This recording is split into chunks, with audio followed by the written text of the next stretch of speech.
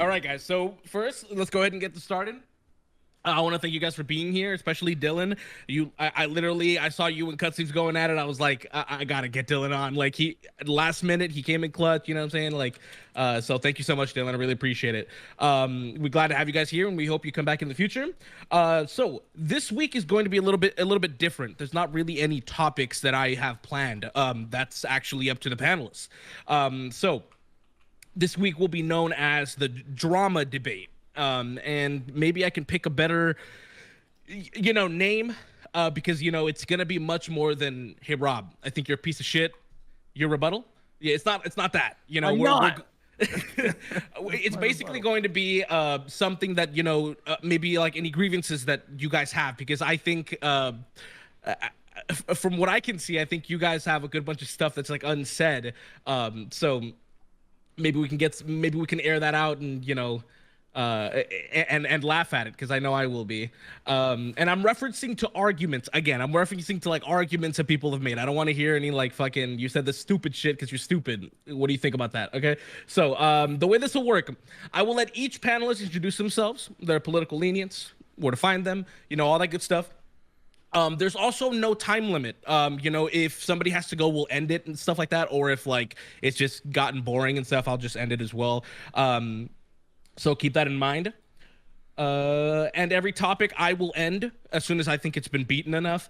So to remain as fair as possible, we will rotate topics one by one, because obviously some topics they might even just be like 3 minutes. Like, hey, you said this is wrong. What do you think? You say, okay, yeah, that was pretty stupid. We move on. Just a heads up. So, yeah, we'll go back and forth. The way it'll start is I will pick a card. Red is left, black is right. Whoever wins gets the first topic that they want to bring up. I'll be moderating and I'll be interjecting when either there's a miscommunication and maybe I can help with that, or if the discussion is just getting a bit messy and needs to, get back in order. Also, if you have any links, any pictures, videos, etc., you can provide them in the whereby, and I can show them on screen. We've been doing that. I think it's been pretty successful.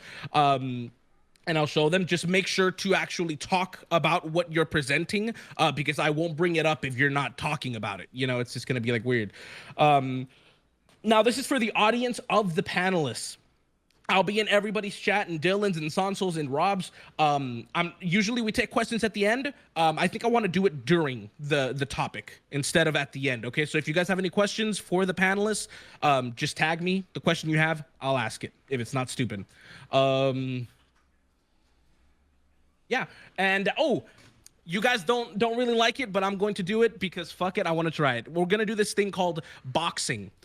So the way this will work is to try to nail somebody down on, like if Dylan wants a concise answer from Rob that he's fucking dodging or some shit, and he thinks he can do better, he will say, I want to box with Rob.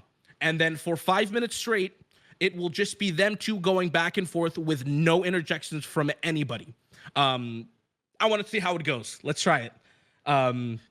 As far as language goes, you can do you, but I will obviously step in when it gets messy. And I'm sure it goes unsaid, but I still have to say it. When I talk, no one talks. I will mute you. Don't think I won't. That's about it. That's about it that needs to be covered. Does anybody have any questions? TOS, Nothing? Obviously. Yes, TOS. Right? Yeah. Okay, cool. All right, so Dylan, why don't you introduce yourself? Your political leanings, where we can find you, all that good stuff, man. Sure, I'm a left-wing content creator. I engage in local politics in Maryland. You can find me at DylanBurnsTV. I'm currently in LA, and I'm gonna be returning home on Sunday, so you're gonna see my other random setups that are not mine for the rest of the week if I do streaming. And but I should be returning to normal next Monday as I start streaming from home again. So yeah, you can find me at DylanBurnsTV on YouTube and our Twitch. Nice. cutlseeves, where can we find you, man?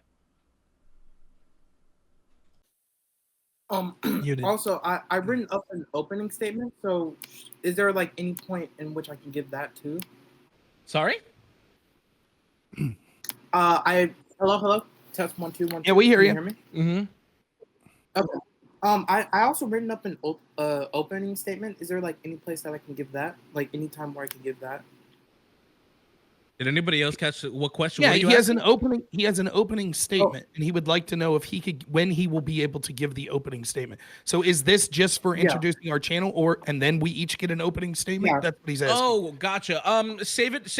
If the opening statement has nothing to do with any arguments and anything like that, or you're calling out, you can do it now. If it's on a specific topic, just bring it up when you bring up the topic. Does that make sense?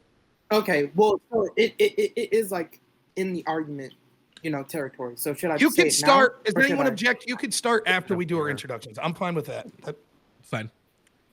Okay, for sure. Okay, so opening statements after introduction. Okay, well, my name is obviously cutlseeves.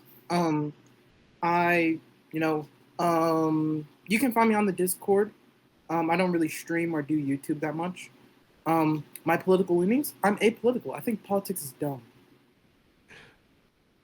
Cool. Sondsol, where can we find you, man? Yeah, I'm Sondsol. I'm the premier Terraria speedrunner on Twitch. I'm very, very, very good at video games. That's why everyone comes through to watch me. I've recently been drug into these politics streams. I don't really know a whole lot about the world, but I've been very interested in learning about it so as to increase my ability to speedrun Terraria, which is, of course, the world. So, you can catch me at twitch.tv/Sondsol to watch epic Terraria speedruns.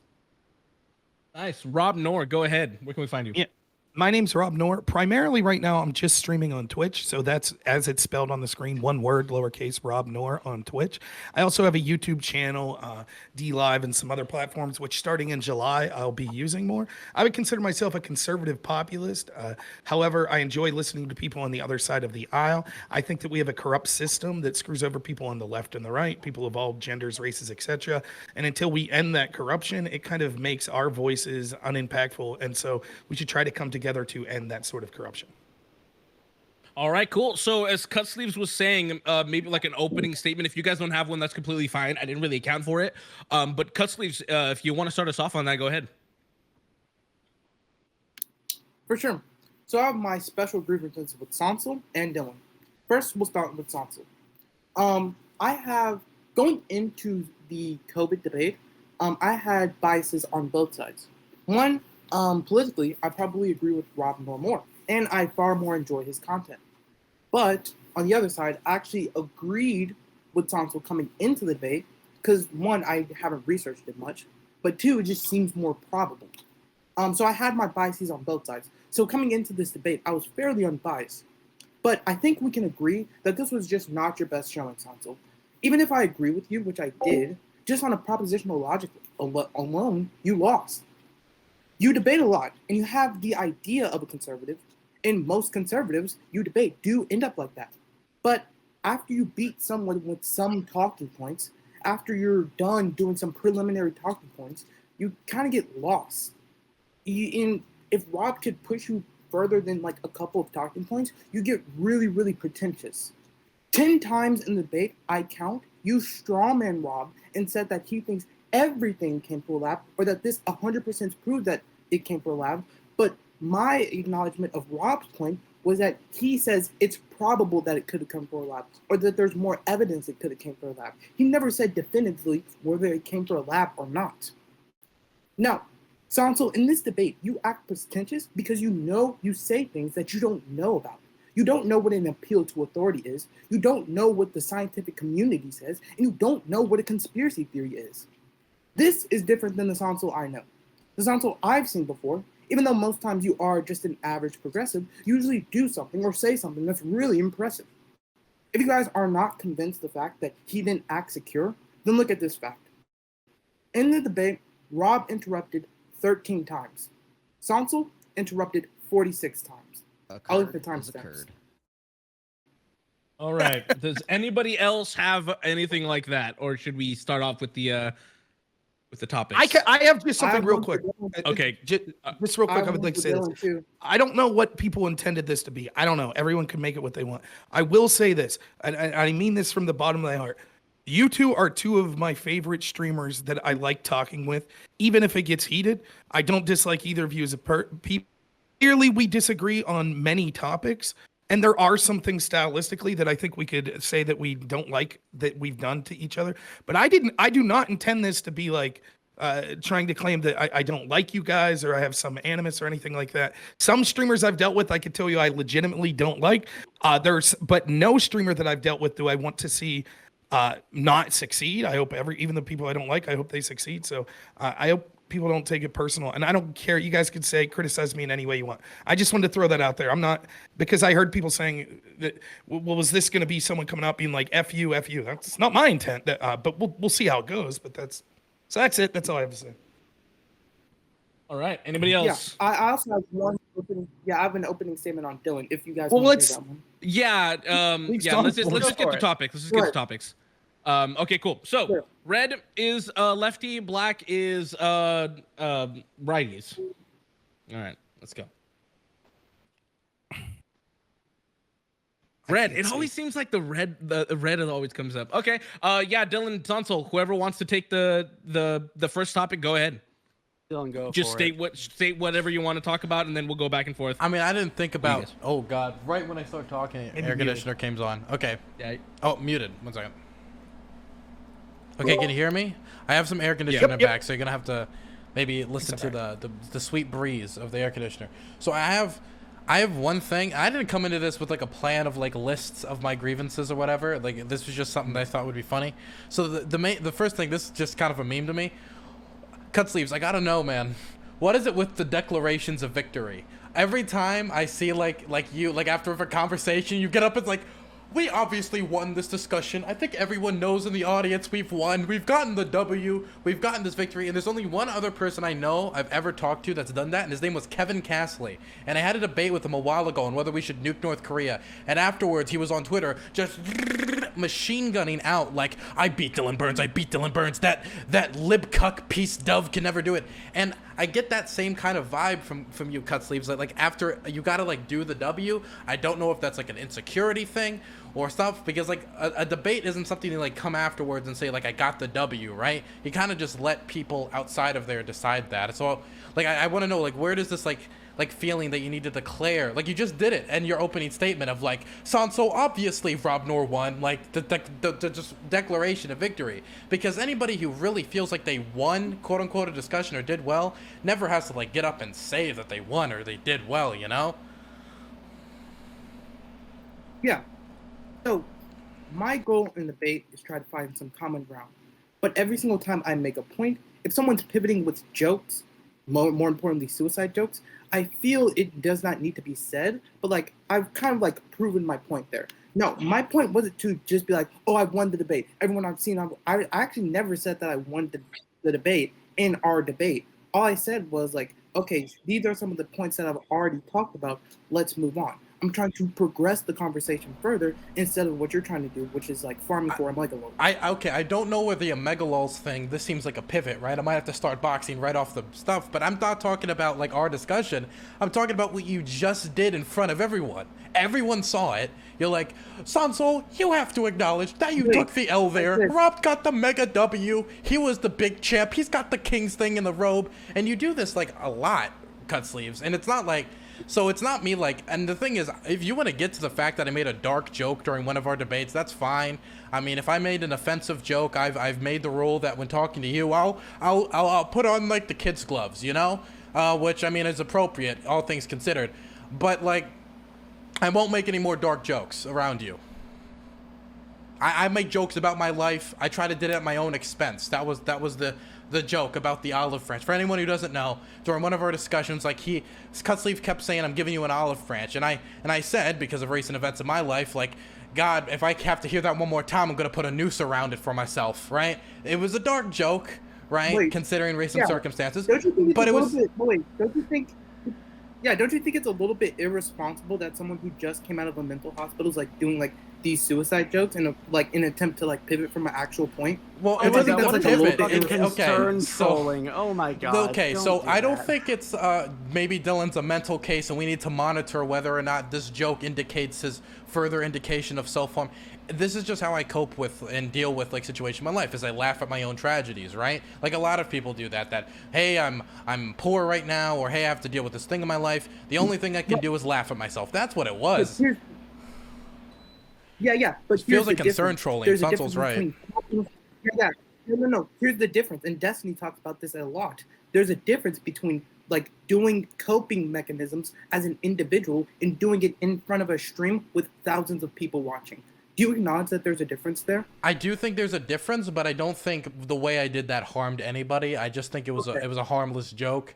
This feels like some weird like joke police thing that I don't really understand. No. Wait. I talked to people that day that it harmed. That day. So my jokes were harming people? Like how? Yes. How did it harm them? I'm not going to share that private information. Oh, well, then, what you know what? Like, I'm sure I heard many people that I can't be confirmed on or whether denied. And you want to cut sleeves? I'll say this. Many people came to me after and said that many of them developed brain aneurysms due to the discussion I have with you. And I'm not going to reveal whether that actually happened or not because, you know, that's private information. Private medical information. Private medical information. Listen, I've no stake in this whatsoever, but I will just say this. I don't give it like my stand. I'm going to be consistent in this. Like, if I like dark jokes, and you know, I don't have a problem if people make it and they choose to get offended. That's on them, you know. But to kind of like the other side of it is this, and I have no idea what you guys are talking about. Didn't see it, right? I will say this. Sometimes people. You'll make a dark joke and then someone will say, oh, well, I'll do similarly.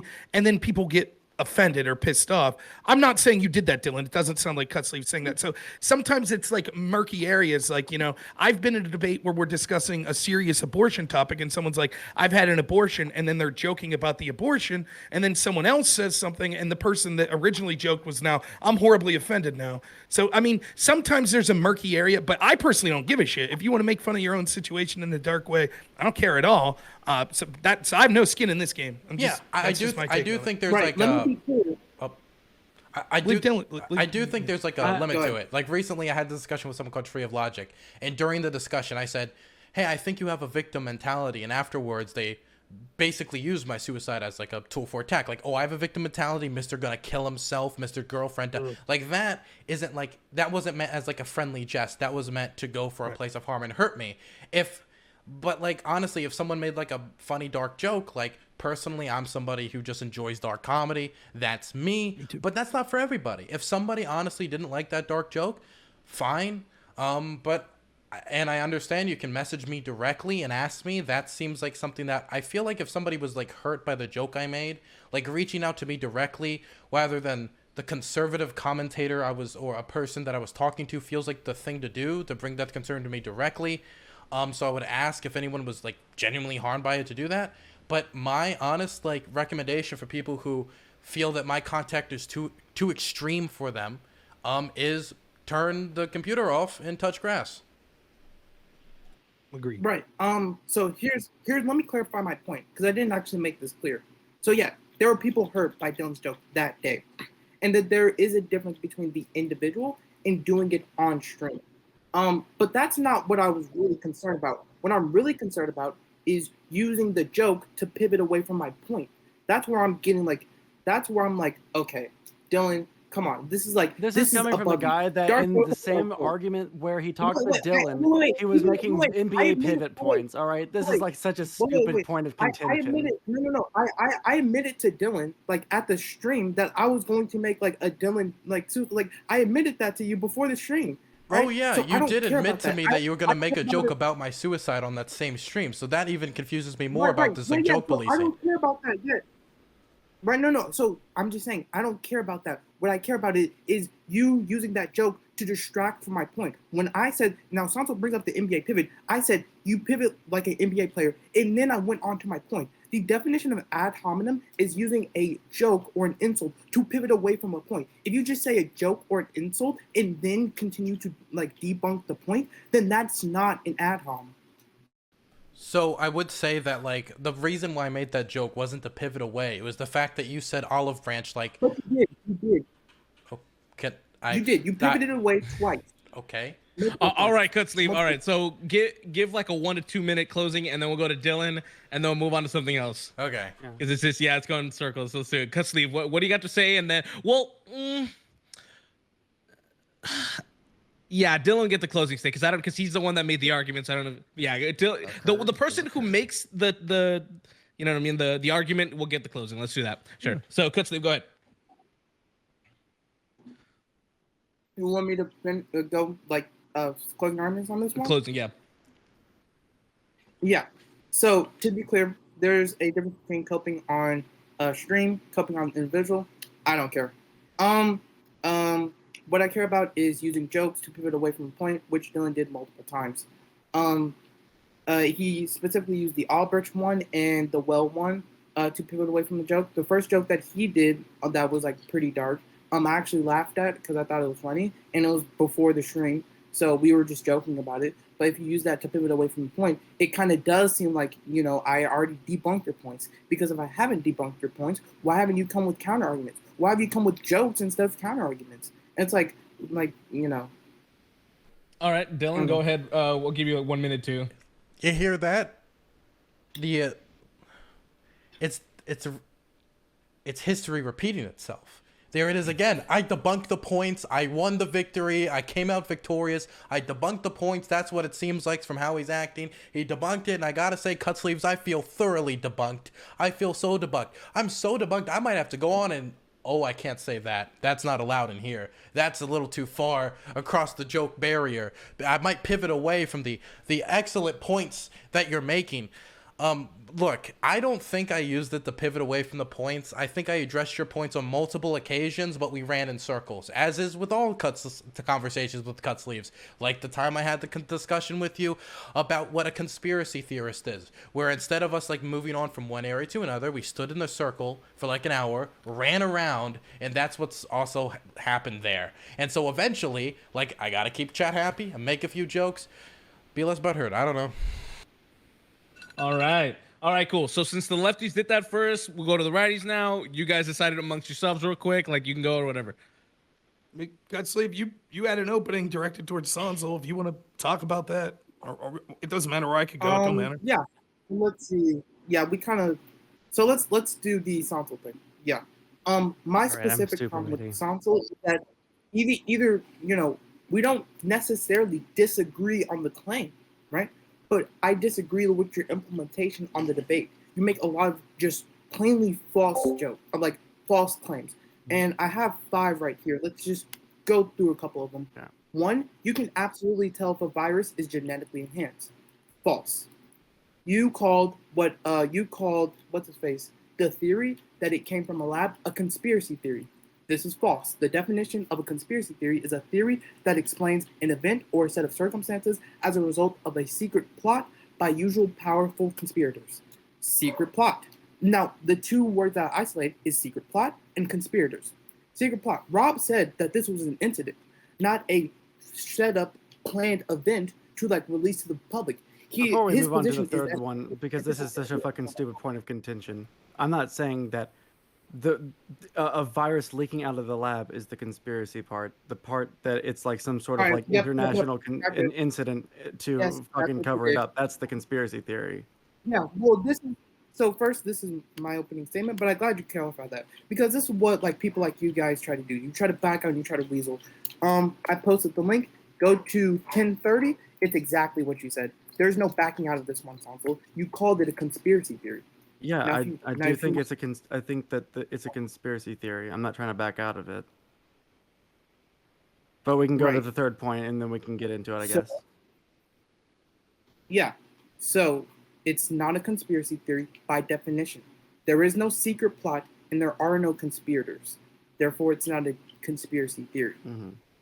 Then you make multiple alludes to the scientific community being on your side while citing no articles, no data. There is no scientific consensus. There is no consensus on whether it's from a lab or from not a lab. Do you have any do you have any proof that that there's some consensus that if this is from a lab or not? And what was the 4th point? I'm writing all this down. Well, I said, well, if you want to go over all of them, yeah. You don't know what an appeal to authority is. You call what Rob did an appeal to authority when he like cites the 18 scientists. That's not an appeal to authority. That's not what an appeal to authority is. An appeal to authority is when you source a like authority of a different area say I supported like Albert Einstein Right. for whether a rap song was good.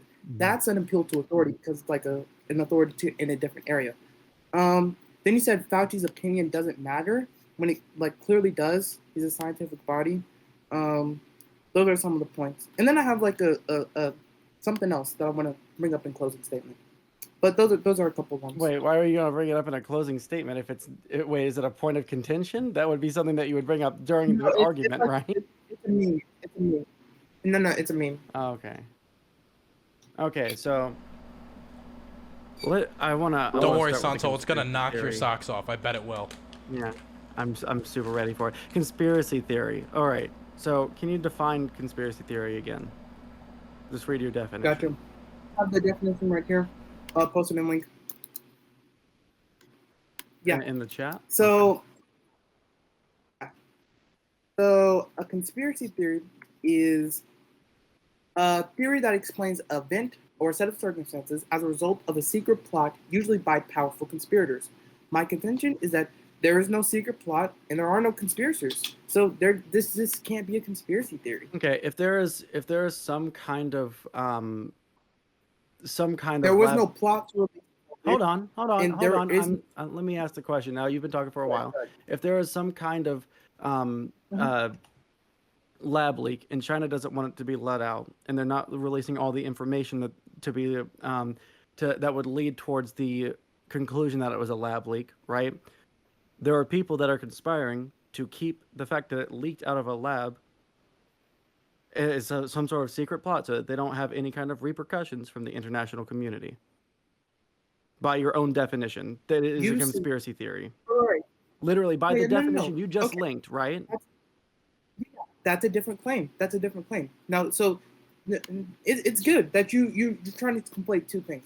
So Sonsol's argument is basically that there was a conspiracy to cover up that the virus went out.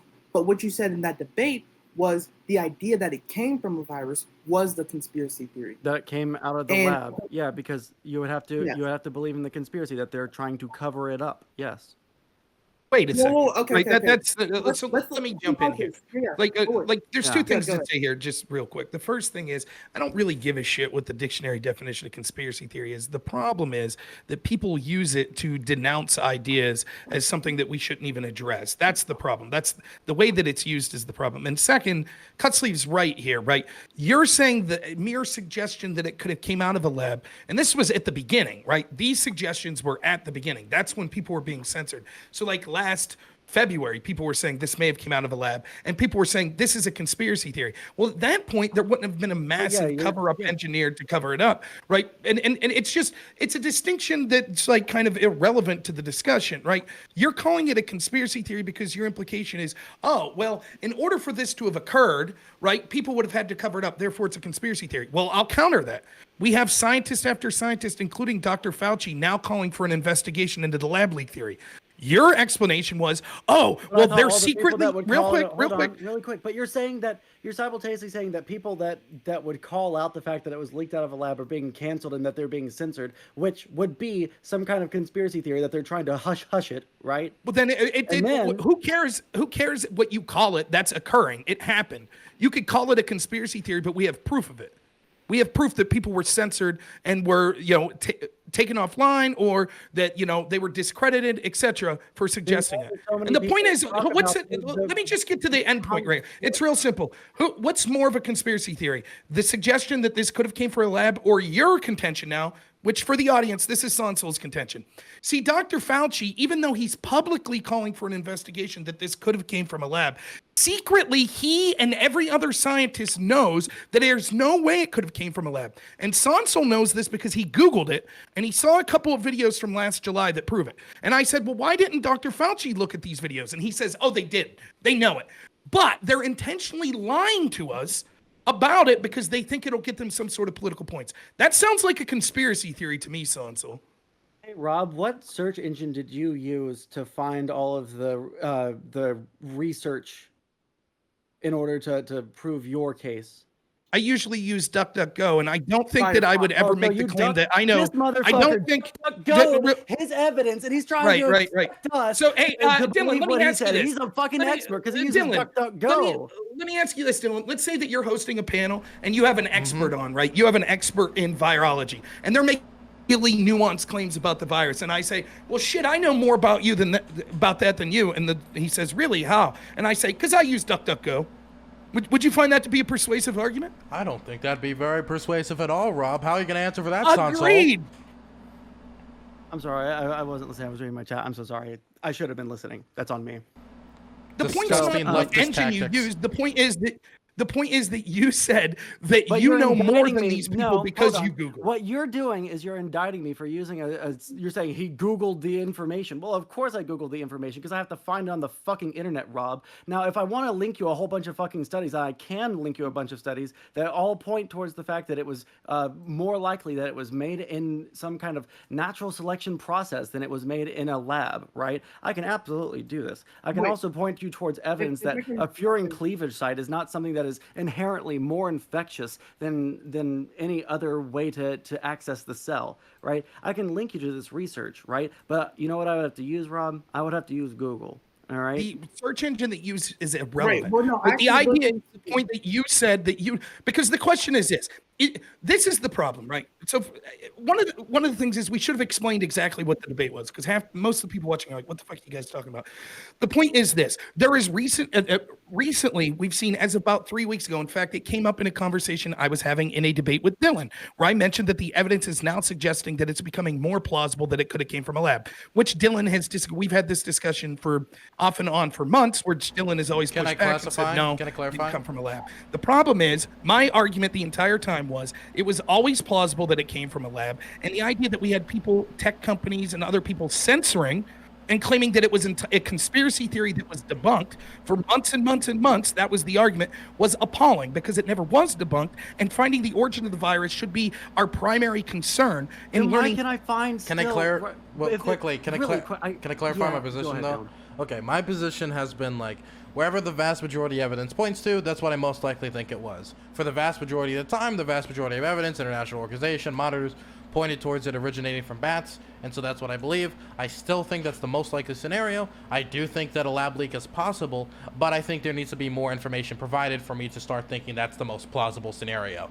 That is separate, in my opinion, from somebody saying that it's a bioweapon, which would even further proof, which has most certainly not been substantiated, which has been suggested by, like, I think a few senators and stuff, like, offhanded, that they had to roll back. So that's my position, just to be clear.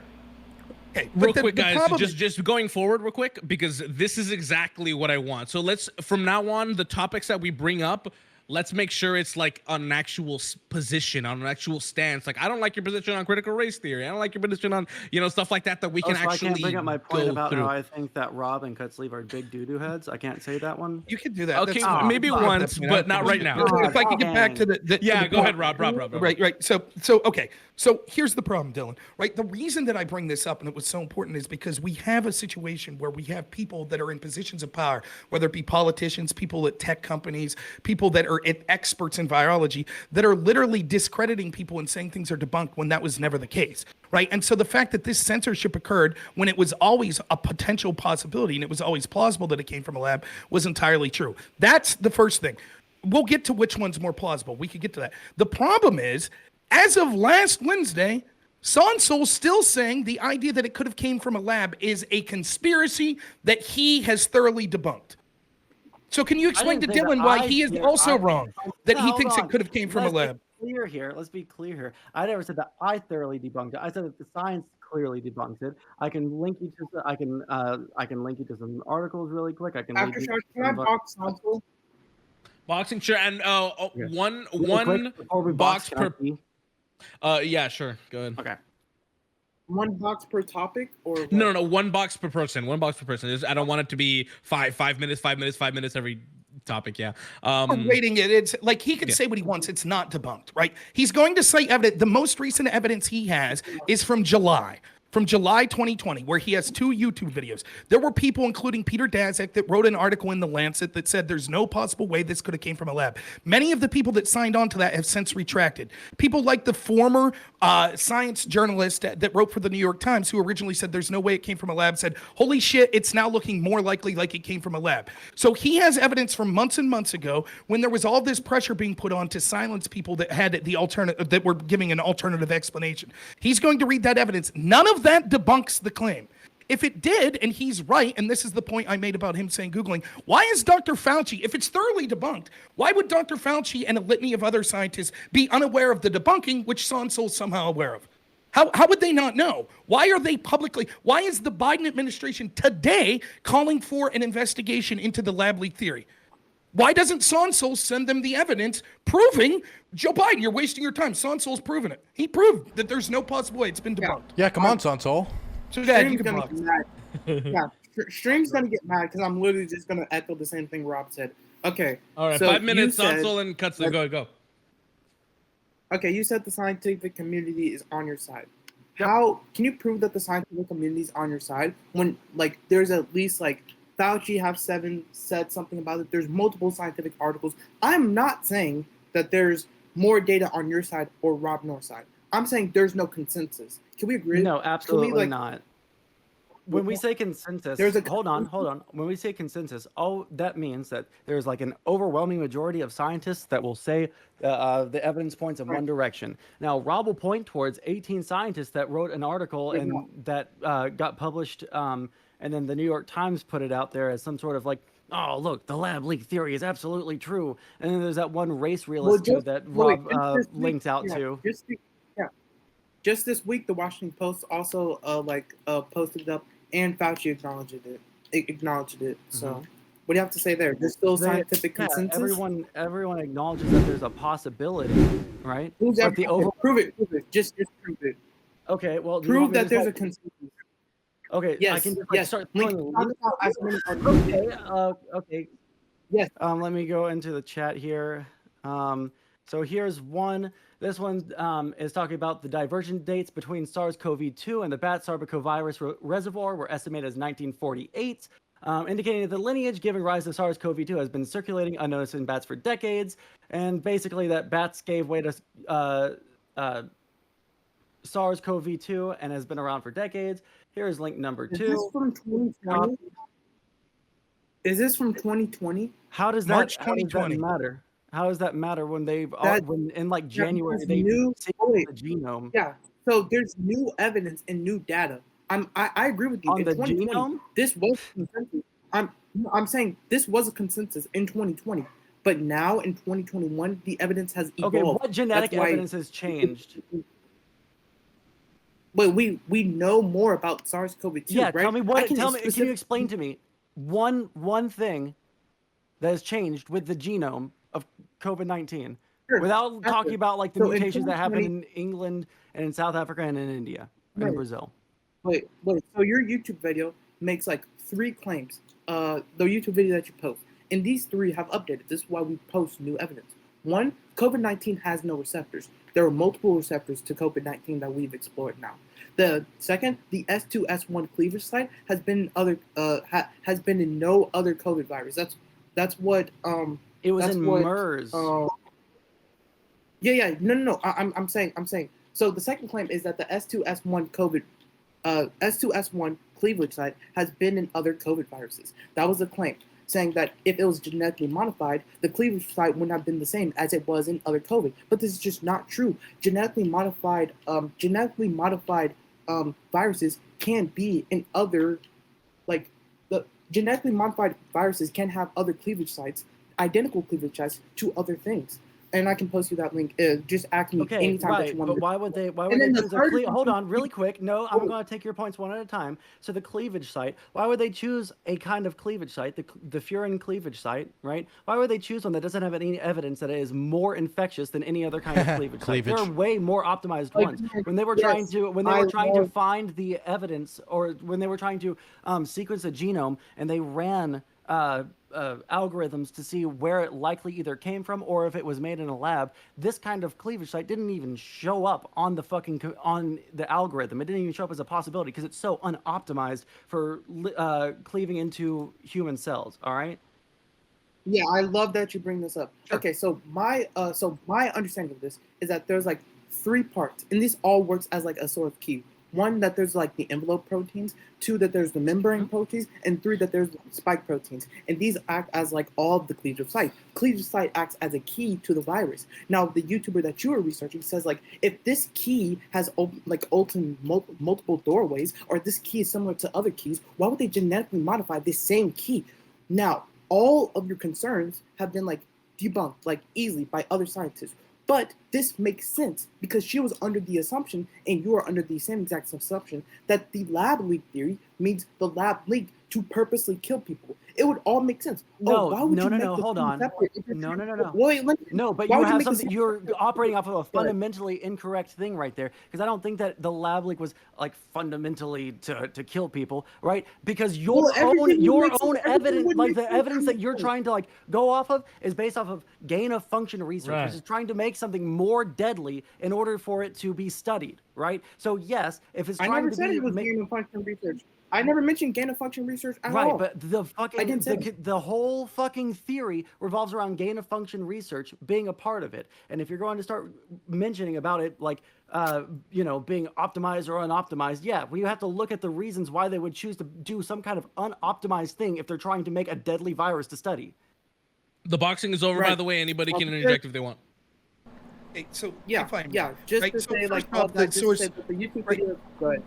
Go the ahead. source Wait, that yeah, you just cited quickly, is from March of cutlseeves. 2020, when You admittedly we forgot. knew almost nothing about this virus. What that We knew source the appears genome, to that's be, all it talks about. excuse me, just let me finish. What it seems to be doing is trying to make the concern, if this looks totally new, we don't see a virus that's looked like this in the past, how can that be the case? So it's not even taking into an account the hypothesis that this could actually be something that was meddled with in the lab. Instead, it's trying to answer the question, if this is different than things we've seen in the past, how could that be? And it says, well, it's possible that we could trace this to an unnoticed, so something that's never been observed in bats as early as 1948. But it is not definitive in saying that it would be impossible that that's not the case. When we further look, we can see that despite the claims that's been made in March 2020, further investigation of this proves that there are several areas that we could see that this COVID virus actually operates independently and differently than any COVID virus we've seen in history. Some of those things include the spike proteins, how it's done completely different, the furin cleavage site, which is completely done. Is MERS coronavirus? MERS has the same kinds of cleavage sites. No, it does not. It does not have the same furin cleavage site. It's not a coronavirus with the same furin cleavage site, right? And lastly, we can see the the genomes of humans that it attaches to. All of these are unique for coronaviruses that we've never seen. Your argument is, well, there are people back in March in 2020 that were trying to say, look, this is so different. How can we explain it? It could theoretically have been because it was unnoticed since the 40s. That could be the case. However, we have to answer, and I don't disagree with this. This is a fundamental, like something that you're not hearing me say. Is it possible it came from nature? Yes. But the fact that we see all of these unique situations that show that these are unique things that we haven't seen done in this way with any pandemics that come from the coronavirus field suggests that something different was going on. On the furin cleavage site, it's called a novel coronavirus, sure. On the furin cleavage site specifically, for example, like even if it's not optimal, which I've yet to see that evidence. You've talked about it a lot, but I've yet to see. The MERS virus also has furin cleavage sites, and it's only infected like 2,000 people. It doesn't show that it's like absolutely some kind of like ultimate way for it to go around and be super infectious. The second thing I want to ask you about, because you keep on saying something that like, hold on, really quick.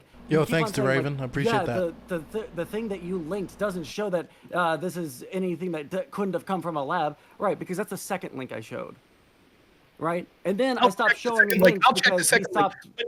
But again, right, I've yet to see your evidence. Just because MERS isn't as infectious as COVID and it has a furin cleavage site, this might shock you. MERS isn't COVID, right? The argument is that we've yet to see a COVID virus spread like this that had this cleavage site. Right? And just There's because no evidence that it makes even it though- more or again, less please infectious. Hold on. Let me finish my point. Please let me finish my point. Even if it is suboptimal to have that cleavage site, there is no evidence that I've seen provided that that's the case. Second, there's no evidence that it's less optimal than the natural cleavage sites that we'd see from a coronavirus. And third, that still doesn't prove that it wouldn't have been in the lab. And the burden do of love proof some is on natural the person cleavage. that's saying, I don't finish. The burden of proof is on the person that's saying that they have thoroughly debunked what scientist after scientist, including Dr. Fauci, are out there saying is a possibility. You're the one making the claim that you've thoroughly debunked it. I've yet to see that. I've yet to Again, see. keep on saying the same thing. Just because you say it a whole bunch of times doesn't mean that it's true. I never said that It I is. thoroughly debunked it, right? Because I'm not a microbiologist. I'm not a virologist. I'm not an epidemiologist, right? I'm someone that like went around and I looked at all the claims that were in that article, and I went around and I looked up those concepts, and I found that, oh man, really, it doesn't seem like any of this is some kind of like fucking base ass evidence that shows that China is trying to hide the fact that they were constructing some kind of mega virus and then it accidentally leaked out of the lab, right? So, yeah, this is like fucking desperate type of shit. So Hold on. You just talked, right? MERS is absolutely a COVID virus, right? It's not COVID-19, but it is a COVID virus. You keep on saying that, yeah, you know that, like, we don't have any evidence that it is better at infecting human cells or that it's worse, right? Exactly. So why are you using it as evidence if you don't know if it's any better or worse? Why the fuck is it even a part of this conversation? What my evidence, okay, wait. .com says the furin cleavage site is present in the S1, S2 site of spike protein of SARS-CoV-2, but not in the MERS COVID.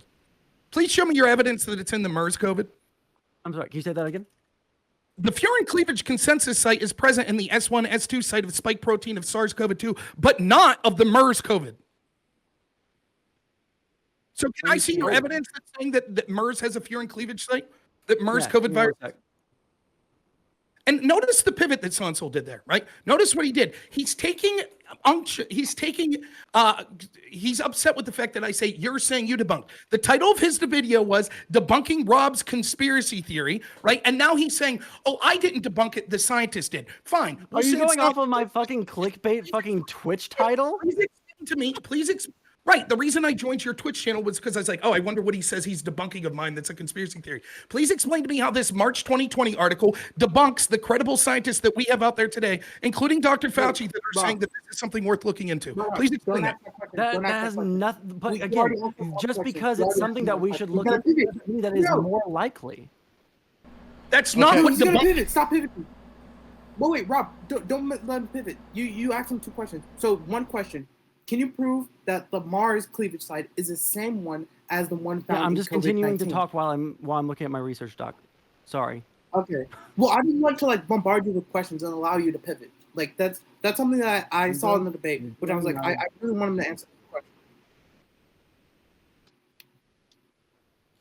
Let me It's try, just like, stupid. I'll just general consensus as he's looking like you picked the exact worst time to say this is a conspiracy theory that's been debunked when literally the Biden administration is coming out saying, yeah, we need to look into this. I mean, and you can't just say, shit, I have a question for them. You're Yeah, right, no, I understand. You can't say that. You can't say it. You have to be like, no, it's still debunked. And it's just nonsense. That's all it is. It's just stupid. You know that you're wrong. That doesn't mean that it definitively came from a lab. All it means is that it was always plausible, and certainly now there is credible evidence that it's plausible, and you're still saying that it's debunked, and you know more than those scientists, and there's Really a consensus. So you're trying to like dunk on the MERS thing. The Middle East respiratory syndrome related coronavirus can cause severe disease and has pandemic potential. Talk about the scientists. Then the cellular protease furin, I'm sorry, I can't say that word. L and whatever that acronym is, can activate MERS-S and can cleave into the S protein at two distinct sites, termed S1 and S2. Right, that's the current COVID, correct. No, this is MERS. This is the Middle East. This is a 2018 scientific article. I can link post it. that. Wait, how does... Okay. Wait, question, Sondsol. If I gave you like 18 different sources that said, and counting right now, 18 different sources that said like it could have happened and it's more probable that the COVID like leaked in the lab, would you then admit that there's no like scientific consensus if I sent you 18 different articles? If you sent me 18 different articles, and what if I sent you 19? What if I sent you 25? Well, that would be no consensus. Wait. Again, that would be no consensus. I'm not saying you don't have more evidence. I'm saying that there is no consensus. If I sent you like 18 what does different consensus articles, mean to you, like, Cutsleeve? Okay, so overwhelming. okay. Wait. Again, don't ask the question to pivot. Okay, I answered your question. It's an overwhelming body of data. No, because your something question has in it a presupposition that there is no consensus. So I have to ask you, what the fuck is consensus to you? Wait. Okay, we'll go to never said Cutsleeve and that then we'll go there to was Dylan, just so he can get a word in here. Yeah. Well, specifically to Sondsol, if I sent you 18 individual pieces of data, would you then agree that yes, this is something that needs to be looked into, and there is no consensus? Because in your debates, you always make big allegations. Wait, so even if I sent you 18 sources of data, you would be like, okay, I there's can still link you. scientific I can consensus. link you studies that show that vaccines cause autism. That doesn't mean that That's the not an answer overwhelming to the consensus. Oh no, it is answering Sondsol. question, Cutsleeve. You can't just say because you say something doesn't mean that it's true, Cutsleeve. This is something that you've been doing the entire time. I didn't say something. You're saying that I'm not answering your question. Yes, I am. I can send you articles right now that show you, yes, vaccines cause autism. But that doesn't mean that the overwhelming consensus of science right now points to the fact that vaccines probably don't cause autism. Right? Okay. Just one more. How do you determine a consensus? Just how do you determine a consensus?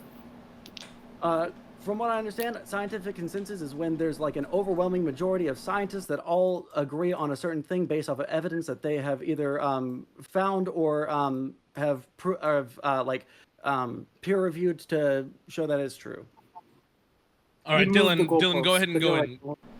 As much as I would love to hear you fellow cleavage experts continue to debate, I wanted to just first say that I don't think it's like a list of, well, if I have 20 or 25 or there's a special magic number that creates consensus, is you have to look at like basically like meta-analysis of like what generally scientists think overall. You like, for example, like there's so many different studies on climate change, thousands upon thousands upon thousands of studies. I could find you 20, I'm sure, that says everything's chill, you don't need to worry about anything. Now, maybe a few of them are funded by the Koch brothers, maybe a few of them are funded by BP oil, but I'm sure I could find you those 20 studies. It would be based upon like looking at the vast majority of what people in a certain scientific community say. Now, there's also the question of credibility and looking at funding and stuff like that, but basically when you talk about like scientific consensus, it's looking at what overall the scientific community says. So there's not going to be like a magic number you can send anyone else to like figure that out. And I just wanted to ask Sondsol a question. Like, Sondsol, do you believe, and I just wanted to get this out of the way because after this, like, there's no reason for me to like to debate this any further. Do you believe that it is possible, according to different statements from Fauci, the Biden administration, United States intelligence, and multiple scientists, that while maybe not the most likely outcome, it is possible that could have leaked from a Wuhan lab? Yep, and I actually talked to Rob, I think the next day or the day afterwards, and I made a whole little like fun little paint thing where I showed them percentages and stuff and where they're conflating things. Then it wasn't debunked. To be clear, now let's go to please. Hey, I'm so sorry. You thought you debunked me with the MERS thing, and I immediately just let's talk about the MERS thing. Right, let's talk about the MERS thing. Right. So here's the article that you sent. Right. This article is from Nature magazine, and it's in 2018. Correct. Let's read what it says. This is your article that you read this, right? You read this, correct? Yeah, oh no! I just wanted Sondsol. You read this, correct? Yes. Yeah, there's a fly right here. Yes, I'm listening. Okay, yes, okay. Let's see what it says. You can talk. I'm going to start reading, right? It's going to get a little lengthy, but let's see what it says. The S1, S2, and S2 sites in MERS-S are processed by different proteases. We determined whether S1, S2, and S2 sites are cleaved by proteases exhibiting the same cleavage, specificity, or by enzymes recognizing different cleavage sites. Thus, both sites containing this motif, a prerequisite for cleavage by protein, could thus be processed by furin or related enzymes. Alternatively, these sites might be cleaved by proteases which motifs accompanying a single Argentine. I'll skip to the end. What do you think they concluded, Sondsol? These results suggest that the cells were mainly processed by proteins that require arginine, not furin. Now, let's go to Nature magazine in 2020. What does it say? 100% The sequence spike at the S1, S2 site enables cleavage by furin and phoso regulation in SARS-CoV-2, but not SARS-CoV-1 or MERS-CoV. The exact source that you cited proves that their study showed it wasn't a furin cleavage site, and that source 2 years later again articulates this is different than the MERS-CoV because the MERS-CoV didn't have a furin cleavage site. It was no. Did you? Like, yes. What it just said was there is a furin cleavage site, but that's not where it was attaching. No, let me read again what it said. It says there were different possibilities of the enzymes that could be involved, arginine or furin. So we tested both of those, and we came to the conclusion. I bet all these boys would like to attach to a cleavage site. You know what I'm saying? We see from the SARS-CoV-2 is different than MERS because the MERS-CoV did not have a furin cleavage site. That's what your article and your journal says. Can you link the second one to me? Because the first one is saying that there is a furin cleavage site. No, site, it's not. It's saying that they looked at it as a possibility, and they did not come to that conclusion. You're wrong again. Camera for a second, because there's a fucking fly that's flying around me. It's irritating the fuck out of me. Well, by the way, I assume there is a fly, and I'm not going to say that you rage took your camera off like you said about me taking my headphones off. I'll give you that courtesy. Well, I still it's in the chat. It's in the chat. You won't have to go very long because it's actually the title of the article. So go ahead, check it out. Okay, yeah, I'm looking at it right now, buddy. Yeah. Also, really quick, so that while I'm reading this to confirm it, Dylan, when we talk about the government looking into certain things, does that mean that they're like believing that that is absolutely the case, or they're just like checking to make sure that it is the case? Right? No, the government looks into a lot of stuff. I mean, that doesn't mean they just accept that. What I was Rob never said that there was. I was asked a question. It absolutely had to be the case. You just said it was absolutely. No, go ahead and answer, Dylan. Well, that was just. Well, yeah, well, of course, like the government looking into something doesn't mean that that thing is like true or like the case. Like, for example, like the government, like with all these UFO leaks, since that's been in the news, they look into like what it could have been: Russian spy planes, Chinese spy planes. They look into a lot of things. Them saying they're looking into anything doesn't mean that that thing is like the possibility. I mean, like that is the case. But what it does suggest is like, hey, this is a possible outcome that the government thinks it has enough like viability that it's worth putting resources into seeing if that's the case. Okay, so let me say here real quick. So while he's looking through his own source, right, to see what it says about furin cleavage, the and I'll talk about cleavage motif was present at the S1 spike protein of more distant Middle East respiratory syndrome coronavirus.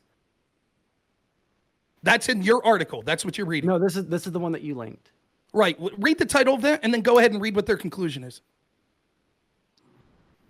Or do you want me to read it for you? No. I don't think you're understanding. It's saying that there is a furin cleavage site, but that's just not what MERS cleaved with. Right. So that's not no. No, but that's the cleavage site is what it was cleaved with. The cleavage site. Listen to me, listen to me. Holy shit! Listen to me, both of you guys. Okay. Sondsol, you're muted. You too, Rob. You too, Rob. You too. Stop. All right.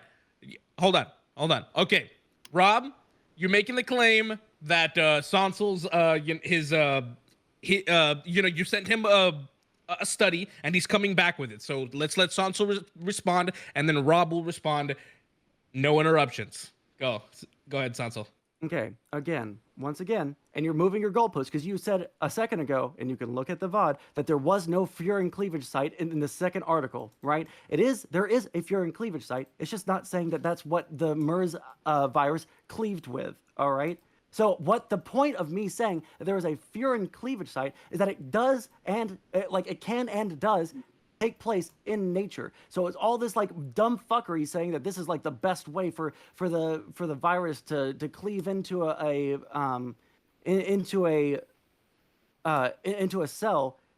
It's just like unbelievable, right? And that it has to be made by humans. No, it happens in the same kind of virus, right? A COVID class virus, and it happened in nature. That's the point of what I'm talking about, my friend.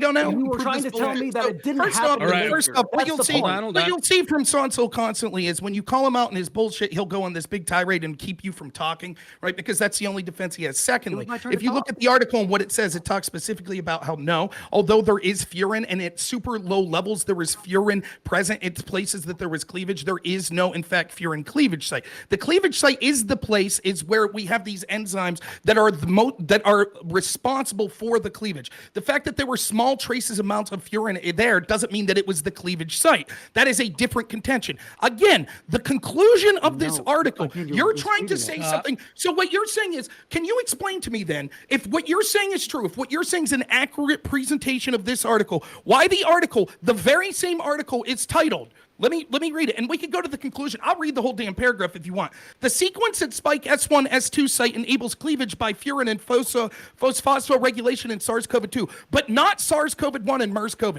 Why did they mislead you by intentionally lying in the title of this That's very not- no, article if it's it's saying not the saying opposite that. of what you're claiming? The title is not inaccurate, Rob. So that exactly. So No. the furin cleavage site is not there. I don't know how to explain this further to you. Listen, Again. let me. It says that enables cleavage by furon in COVID-2, but not in SARS-CoV-1 and MERS-CoV. Is that a true statement? I'm trying to understand why you can't understand why it says the sequence at spike S1, S2 enables cleavage by furin and blah blah blah in SARS-CoV-2 and SARS-1, but not or not in SARS-1 and or MERS, right? Right. That's all right. Yeah. What? The point you're I don't know if it's a misunderstanding of the article or of my Can I original clear this statement. up a little bit? The article Yes, says, please. listen, results. The furin cleavage consensus site is present in the S1, S2 spike of SARS-CoV-2, but not MERS-CoV. That's the results. Go to the results. Just keep reading. Read the whole damn Right, paragraph it's saying- out loud. No, so people no. can hear it. Again, it's saying it's saying that there is. Okay, you know what?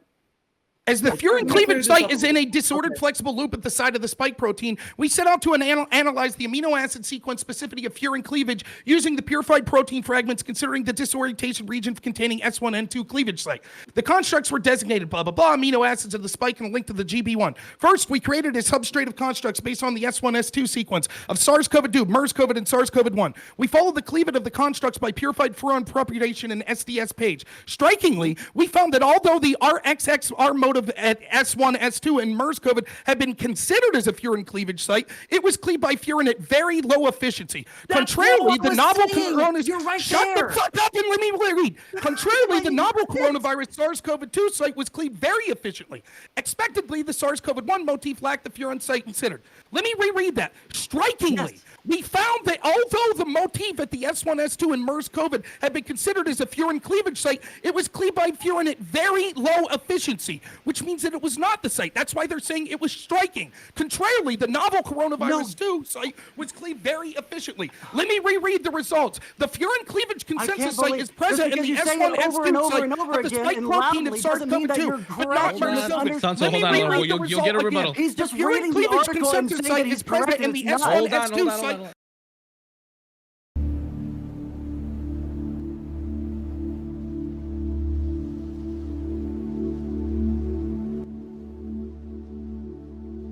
Hey chat, how you doing? You guys having fun? I'm not.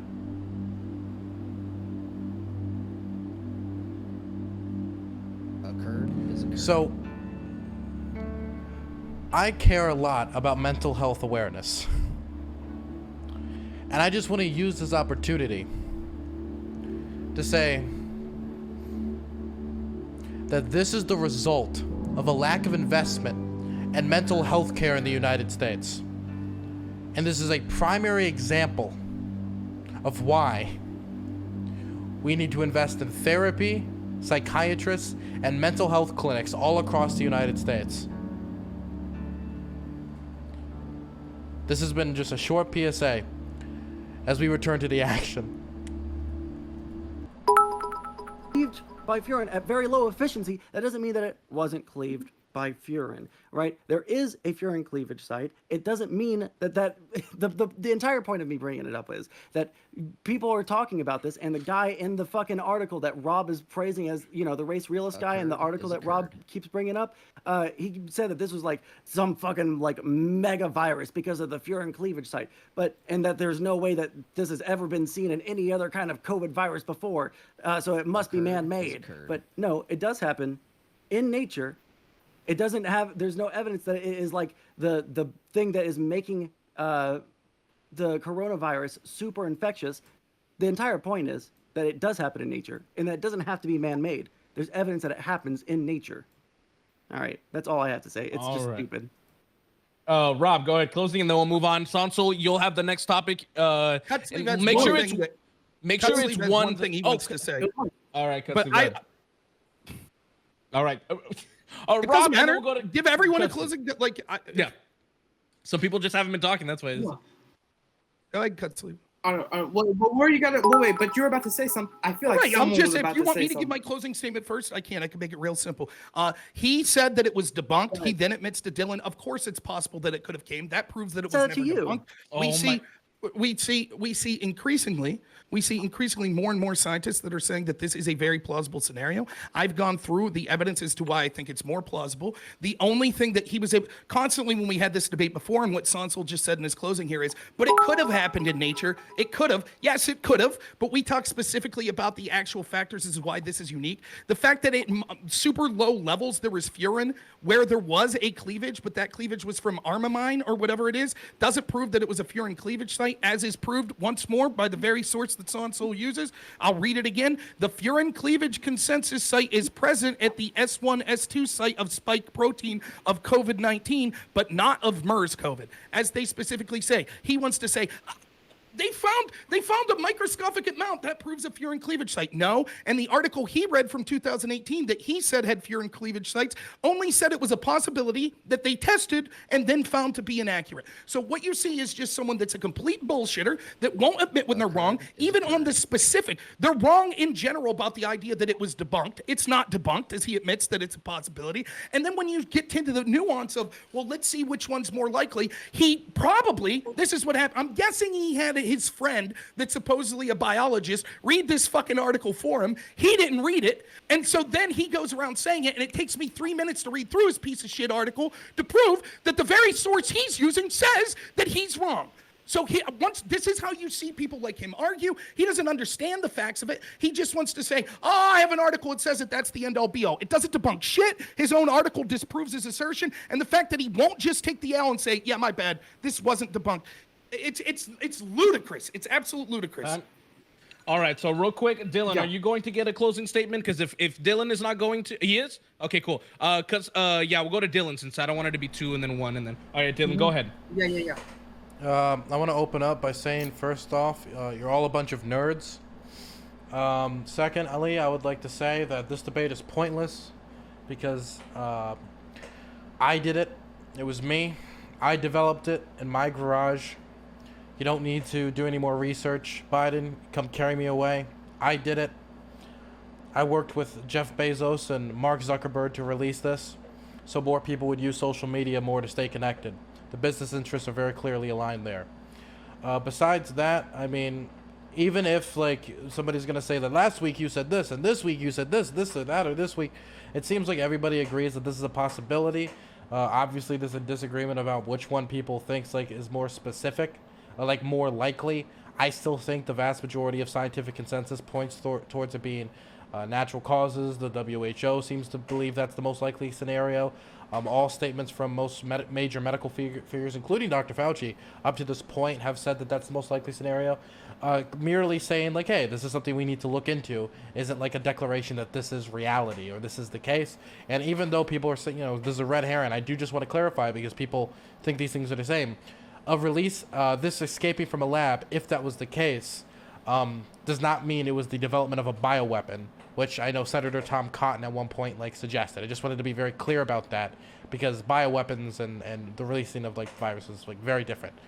Besides that, I'm looking forward to the federal authorities making their way over to LA to scoop me up now. I'll be going to flee and chill with Snowden shortly. All right, cool. Cutsleeve, go ahead. 2 minutes. Yeah, I'll make this real simple. So is Dylan the new CTV? I mean, if this is your persona, I would have taken you way less seriously in our debate. But like in this like debate that we had, like it is right. Like you read the conclusions, not the equations. But even if what Sondsol said was right, even if he says like there's a Furon key, but it's like a slightly different Furon key, Dude, he's so the mad. point still stands that if it's a different He's Furon, so the mad. Furon key is the whole. I mean, the Furon key or yeah, the Furon key is the whole. Like a Furon is nothing but a keyhole. So even if it's a slightly different one, then it still would prove that like the point is that the COVID we see now has a unique Furon site. So it doesn't prove your point, even if it's a slightly different Furon hole. Nevertheless, the point stands. There is no consensus. And if this theory was debunked, then why is the government looking into it? They're just wasting their time. Now, you see this, and this was my whole point in the beginning. You see these tactics. One, belittling Rob. Like, when you get backed into the corner, you just belittle him. And then you make these very hubris hand gestures. You become high-pitched and very, very pretentious. This is not the Sondsol I've come to know, but it's a Sondsol that is evolving now. When he debates these conservatives that can move and talk past a couple of talking points, he becomes defensive. This is the act of not a man who has actual points, but a man who is defensive. Very pretentious. Okay. So see, I like that that topic you guys got. You guys went back and forth and stuff. Sondsol, did you want to, or did you want to move it on to Rob? Let's make sure it's something that we can actually go back and forth. Everyone can participate, stuff like that. Well, as I was gonna say, if Cutsleeve brings up one and then it's supposed to go to a lefty, can I throw it to Dylan? I mean, if Dylan has one, I don't really care if who puts out the topic. Dylan, do you have anything you want to hash out? Do you have anything? Nothing besides Rusty? like, I mean, it wasn't a lack of me like, it wasn't like me just playing a meme or whatever. It's just not my topic, so like I couldn't contribute much before besides like saying Lamau cleavage. I just want to be clear, like, Yeah. I don't know. No, I man. understand. See Yeah. this, like, so, all right, this is tangential to that topic, but directed towards Dylan, right? We had a topic about Biden holding China's feet to the fire. And I Yep. said, isn't it strange that Biden, of all the things he's talking about, had nothing to say, Blinken had nothing to say about China, about COVID, correct? I mean, okay. Yeah, what about it? Didn't I say that it would be becoming more and more plausible that this came from a lab? So let's just say hypothetically that it did come from a lab. Okay. Are you disappointed that Biden, for example, stopped the Trump team that was investigating whether or not it came from a lab, then said, oh, we're just going to leave the World Health Organization to see if it came from a lab? If we find out that's where it came from, are you very disappointed that one of the most life-changing events that's happened in our lifetime, COVID, and all of the pain and fallout that came from lockdowns and people dying and mental health crises and stuff like that, that it would have came from a lab in China, even if it wasn't a weapon, it still was China's fault. And that Biden not only refused to look into it or to call China out for the possibility, but actually stopped the task force that was already looking into it. 1 second. Trump task force. I'm sorry. I just don't know any of this information. That's fair. I mean, like, if what you're suggesting is that there was a task force that was like going out there investigating this, and Biden was like, "This is a waste of resources, cut it off," and that ended up being the case, yeah, that'd be on his face, and I'd be disappointed. Okay. So I I think have that a it. question. Okay. Sure, go ahead. Yeah. Okay. Wait, when could it I comes to, actually, like- could I Yeah. Go for could it. I actually like do something quick?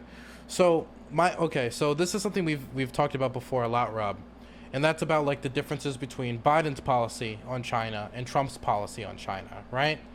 And I just wanted to ask you, like, after like watching the Biden administration like first 100 days in office and seeing how they're shifting in this policy towards China and coordinating with like India and Australia, New Zealand, and getting the Philippines involved and possibly in freedom of navigation operations and doing what it's doing. Are your fears about like China like having control of the Biden administration or being able to like Biden being weak on them, are those fears still the same as when you started? More so. More the number so. one thing that we should be Wow. yes, the number one thing that we should be pressuring China on is COVID, and literally Biden has done nothing. Not one thing. He hasn't said one. He continues to stand by his claim that it would be xenophobic to do so. He said it would be xenophobic to investigate it, or like, what do you mean? Oh, his stance was talking about China in conjunction with coronavirus is xenophobic. That's all he said on the matter. Can you send me a source on that? Because that's like talking about China and COVID at all, or is it like calling it the China virus No. was He like said xenophobic? that when Trump was blaming China, he said that it was xenophobic. That's it. He has not since came out and said, however, we need to hold China's feet to the fire. Even if it didn't come from a lab, it's undisputed do you that China acknowledge lied. that wait, that's very different. Okay, Trump talking about COVID in relation to China is xenophobic is a lot different than saying that COVID is China's fault. That's very different. Right. Has Biden said that? Has Biden said COVID's China's fault? No, he didn't, but I also think it'd be an extreme simplification and it'd be wrong to say that like in its entirety. Okay, so this is what we have when it comes to China and COVID. This is what we have Biden on record. He criticized Trump for saying that what he was saying about China was xenophobic. And nothing.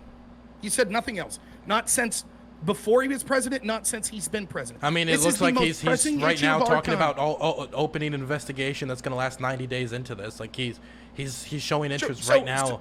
100 days into his presidency. So what did he do?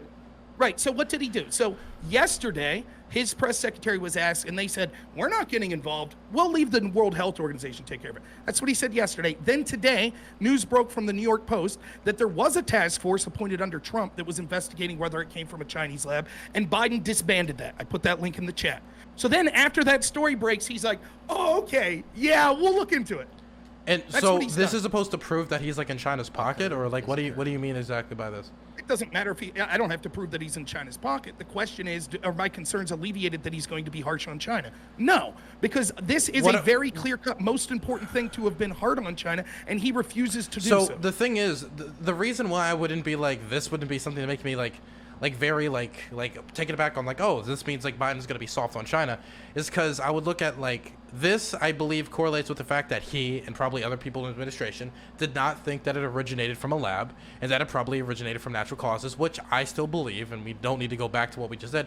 That's the most likely case. Now, with more people saying, hey, this is a possibility, he is like, okay, maybe this actually does need time to actually look and invest to, and he's, developing a team to look into that. But it's weird for me to my thing is, I think Biden is going harder on China than I expected with his coordination with the Indo-Pacific when it comes to freedom of navigation operations, him of course being part of the administration who started them, the Philippines getting involved, which was not something that I really expected to actually happen, which I think started about a month ago. I believe that the fact that he is pushing hard on a pivot to Asia, his coordination, him standing with Taiwan, him having a Taiwanese ambassador at the inauguration, which is much stronger standing with Taiwan than Trump ever did when it comes to Trump literally telling his campaign officials and people in the Oval Office, stop bringing fucking Taiwan up to me, right? So it's hard for me to see that, and for me to have concerns that he's going to be soft on China, when it comes to areas that he should be strong.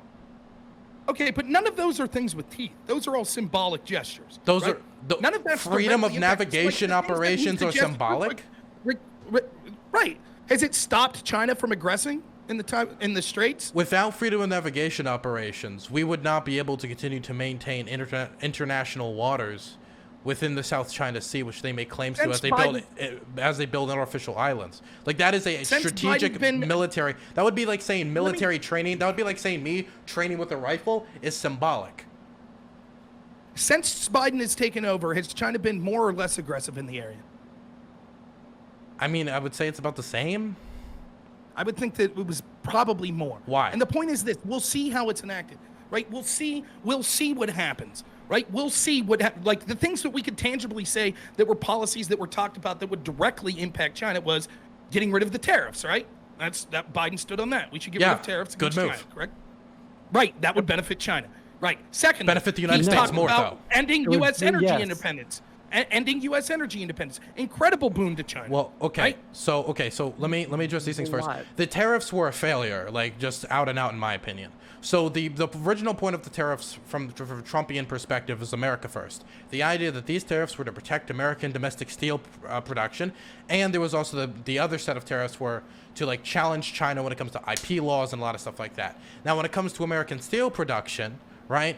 I think we got about 4,500 jobs in American steel production from those set of tariffs, and lost about 75,000 jobs when it comes in relation to jobs that were lost due to the costs that were incurred by other manufacturers that relied on steel. That's not to include the cost that was traded to consumers due to the increase of costs on steel. That also shows that the steel industry, in comparison to other industries in the United States, during the growth that we saw under the midterm of like Trump's presidency, actually grew at about half the rate as the rest of the economy. As the economy grew at about 28%, it grew at 14%. And when the economy shrunk, when the rest of the economy shrunk about 14%, it shrunk about 28%. The steel industry, which he was setting to protect with a lot of these tariffs, the American domestic steel industry, was battered more directly than the vast majority of other industries that were hurt during the contractions during COVID. Listen, what I'm trying to say is the tariffs were a failure, and if your idea is to like stick it to China, sticking my own thumb up my ass isn't really sticking it to anyone. Okay, so first off, the tariffs, there were certain industries that it helped and certain industries that it hurt. So you could cite the specific ones that were seemed to be harmed. Second, it's irrelevant to the question. It's not whether something's effective or not. It is undisputed that the tariffs against China harmed China. If your argument is, well, actually Biden's harsher, we're not talking about policies that are effective for the United States vis-a-vis interaction with China. Your claim was that Biden has been harsher on China than Trump was. But in the things that directly impacted them economically, energy independence and tariffs, Biden has been the opposite of that. Okay. And when it came to the most important thing, which was COVID, Biden has done nothing until today when it finally came out that he actually disbanded. And to answer your other claim, right? Okay. Your claim was, well, he probably thought that it came. That's not the role of government. The role of government, we shouldn't say, here was this imagine if the 9/11 Commission would have been like that. You know, well, Bush is like, shit, I think bin Laden did it. No need for an investigation. No need.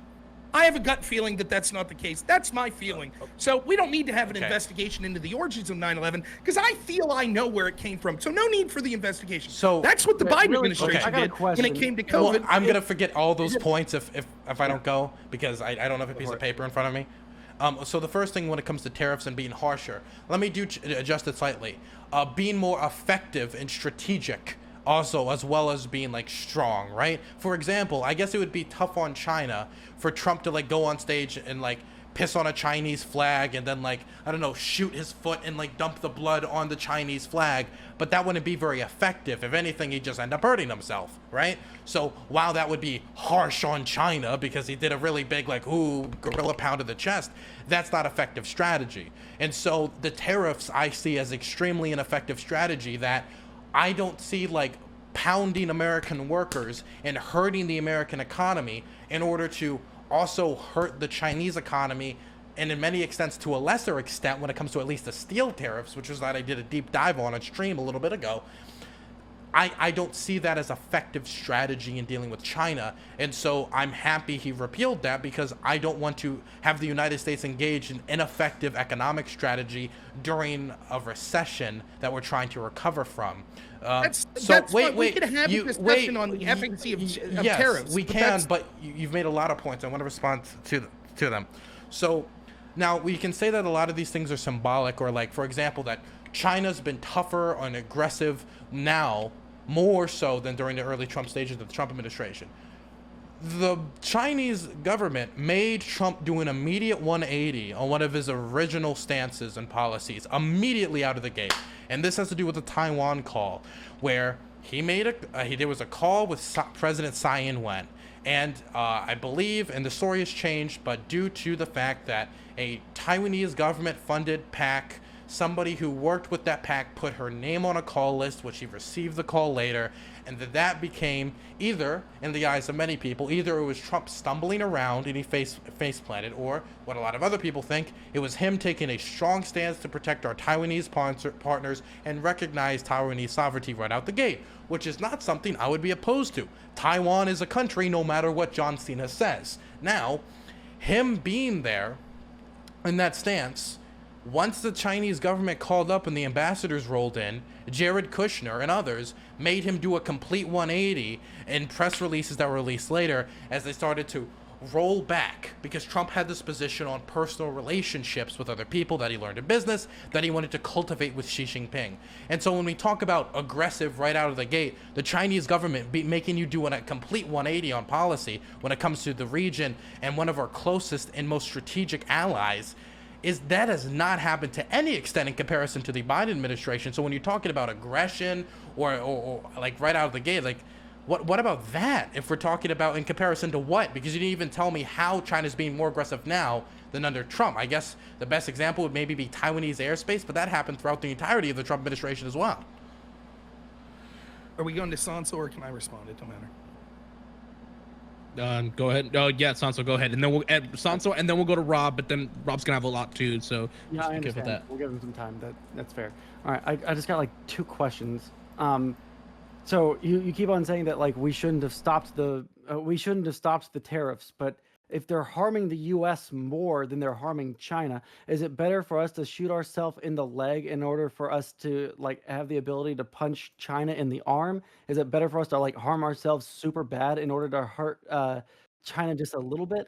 And the second question I have is, you're saying that Biden is being super wimpy on China and that like he doesn't even want to investigate the Wuhan lab. Well, is the fucking government going to investigate the COVID lab leak theory, or are they not going to do it? Like in our previous topic, you were saying that they were like super like, oh, we're gonna find that it's in the fucking lab, and like now you're saying, oh, well, they're not actually they're actually like just super like bending over and just like taking like a big old dick from China. All right, so like I don't know what the position is here. That's all I got. Okay, so I'll answer those 2 quick and then go to what Dylan said. So for the first question on tariffs, which is also a response to Dylan, again, the efficacy of tariffs and how they benefited the United States, there were certain industries that it helped, there were certain industries that it hurt. Even if I would concede it was a net harm, which I do not concede, and it's a large topic that could take hours to get through on how it affected the nuanced ways in every industry in this country. But even if for the sake of this argument that I was to concede that, it is irrelevant to the question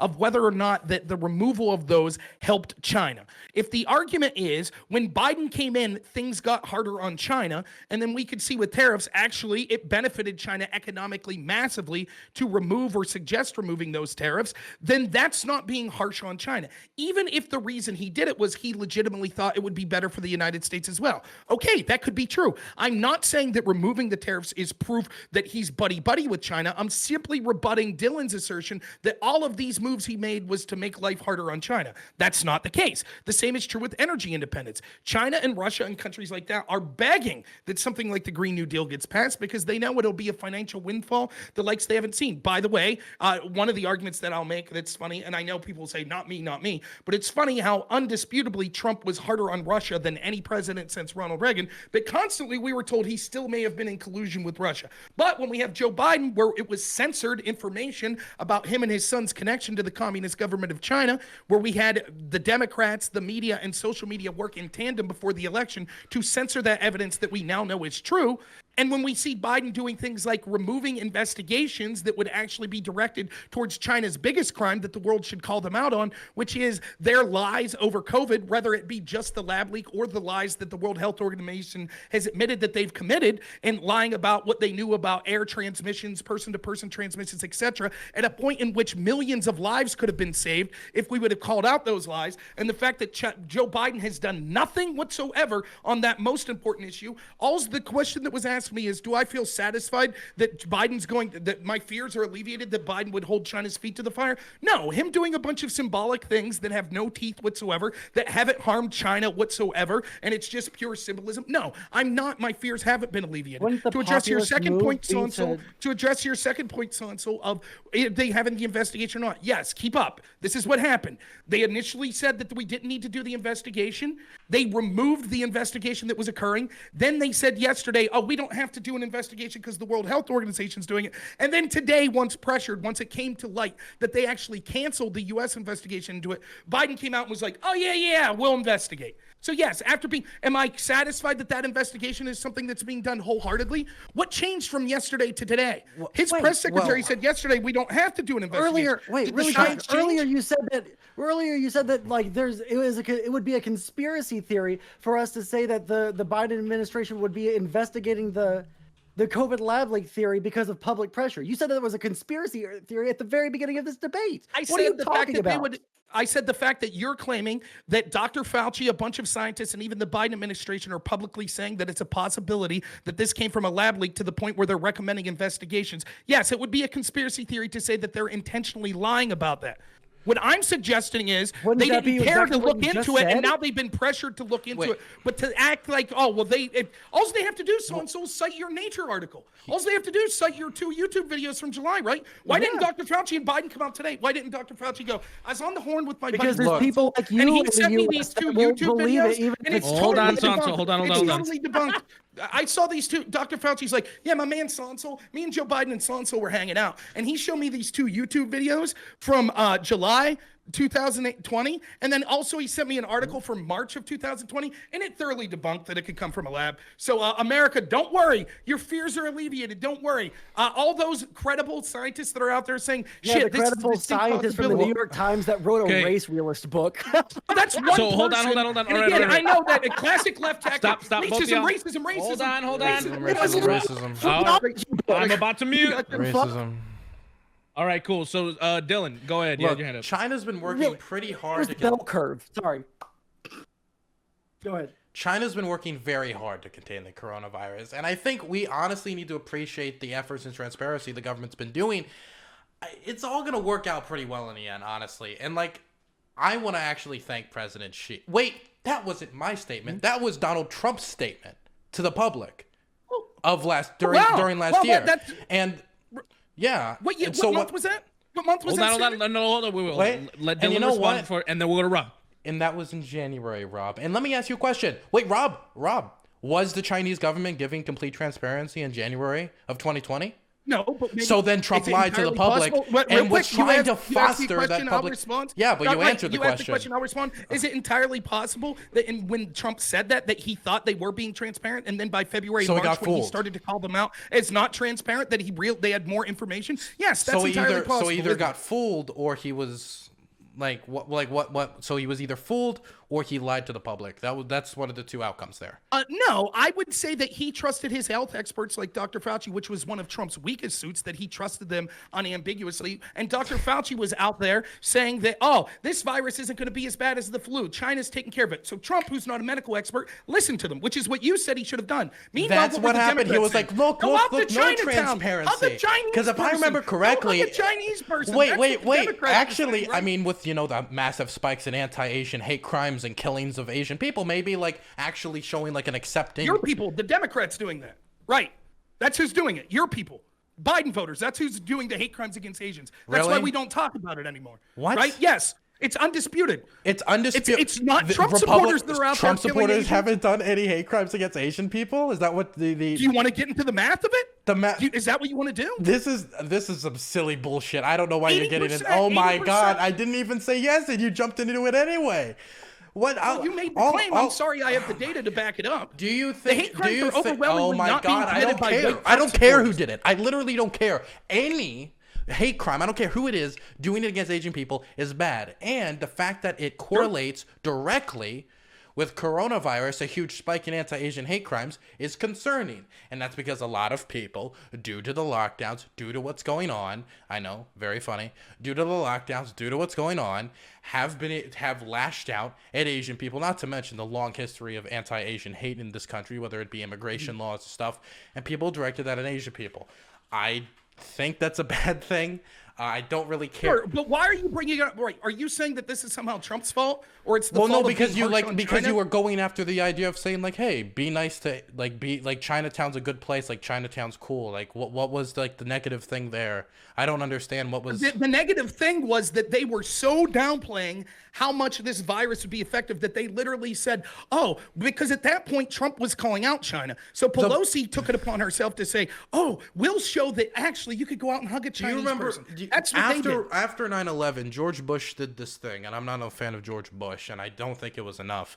But he went to a mosque afterwards to talk about how Muslim Americans are good people, they're human beings and need to be treated with respect. Because historically, once we get in conflicts or there's something of this sort that happens, hate crimes happen. In World War I, there were anti-German lynchings. In World War II, we interned millions of Japanese people. After 9/11, we started monitoring Muslims domestically, and there was a spike in anti-Muslim hate crimes. After coronavirus, there was a spike in anti-Asian hate crimes. This happens. This is a historical phenomenon. It's not going to change going forward. So I don't think that Nancy Pelosi trying to show about it like how, hey, these people, they're good people, treat them like your neighbors, go buy from their businesses, because also Asian restaurants were particularly getting hit by the recession and the lack of consumer buying that came with COVID as well. And she was like talking about our need to support those businesses in particular because they were getting particularly hit, probably in large part due to prejudice. So I don't see how that would be like a criticism of Nancy Pelosi. It's a criticism because you specifically said that Trump was saying in January that the Chinese government was being... So where were all these hate crimes coming from if Trump's out there saying China's doing so great? Where are the hate crimes? We can't blame Trump then. Trump in January was saying how great China was, right? Okay. So they were just coming from just general hatred. And then later, I think okay, okay, and we could see that it was mostly people that don't look like Trump supporters that were committing this violence. But nonetheless, the point is this. The reason I brought it up... Why does that matter? I brought up Nancy... Because like what happens is people say rise of Asian hate crime. Your primary goal is just to make Democrats the devil. Dylan, wait. We'll go to Rob and then we'll go to you, Dylan. Okay, this is one of the criticisms that I have of the left. They act like that this isn't how these things are used. Oh, hate crimes. It's Trump's fault. It's Trump's fault. That's why Biden called it xenophobic. The reason I bring this up initially is because you're implying, oh, Trump in January was saying this wasn't a big deal. Yeah, and later in February, once it was evident that it was a big deal and Trump was saying that it was, you had Nancy Pelosi saying it was so little of a big deal that you should go to Chinatown and hug Chinese people. That's not what, that's what she said. She said coronavirus, that's some bullshit. She was trying to make a political point against Donald Trump.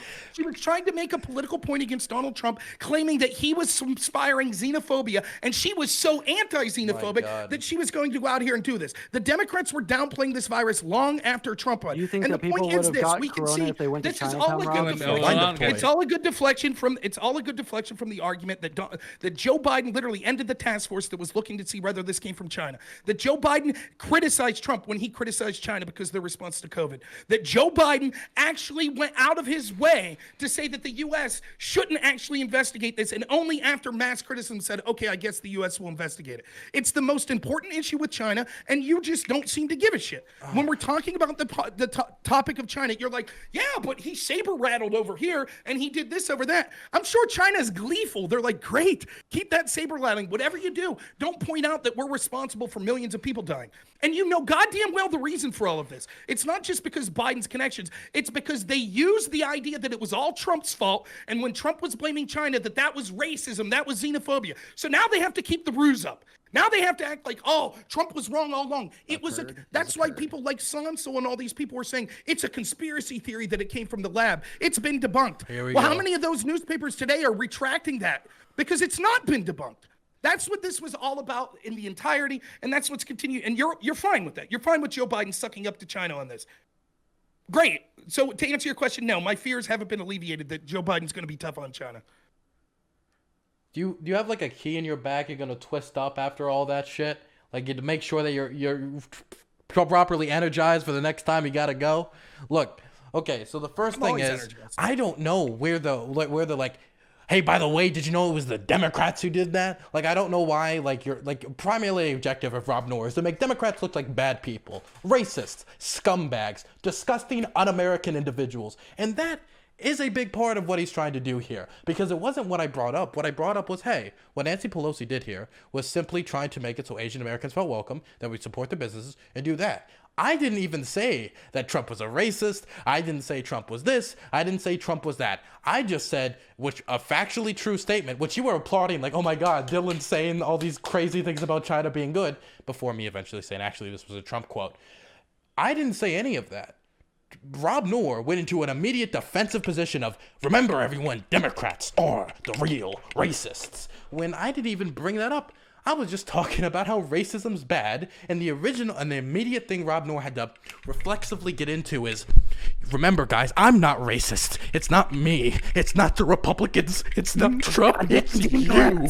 It's you, the Democrats out there. And Rob, I let you fucking do the whole spiel. It's fine, go ahead. Oh my God.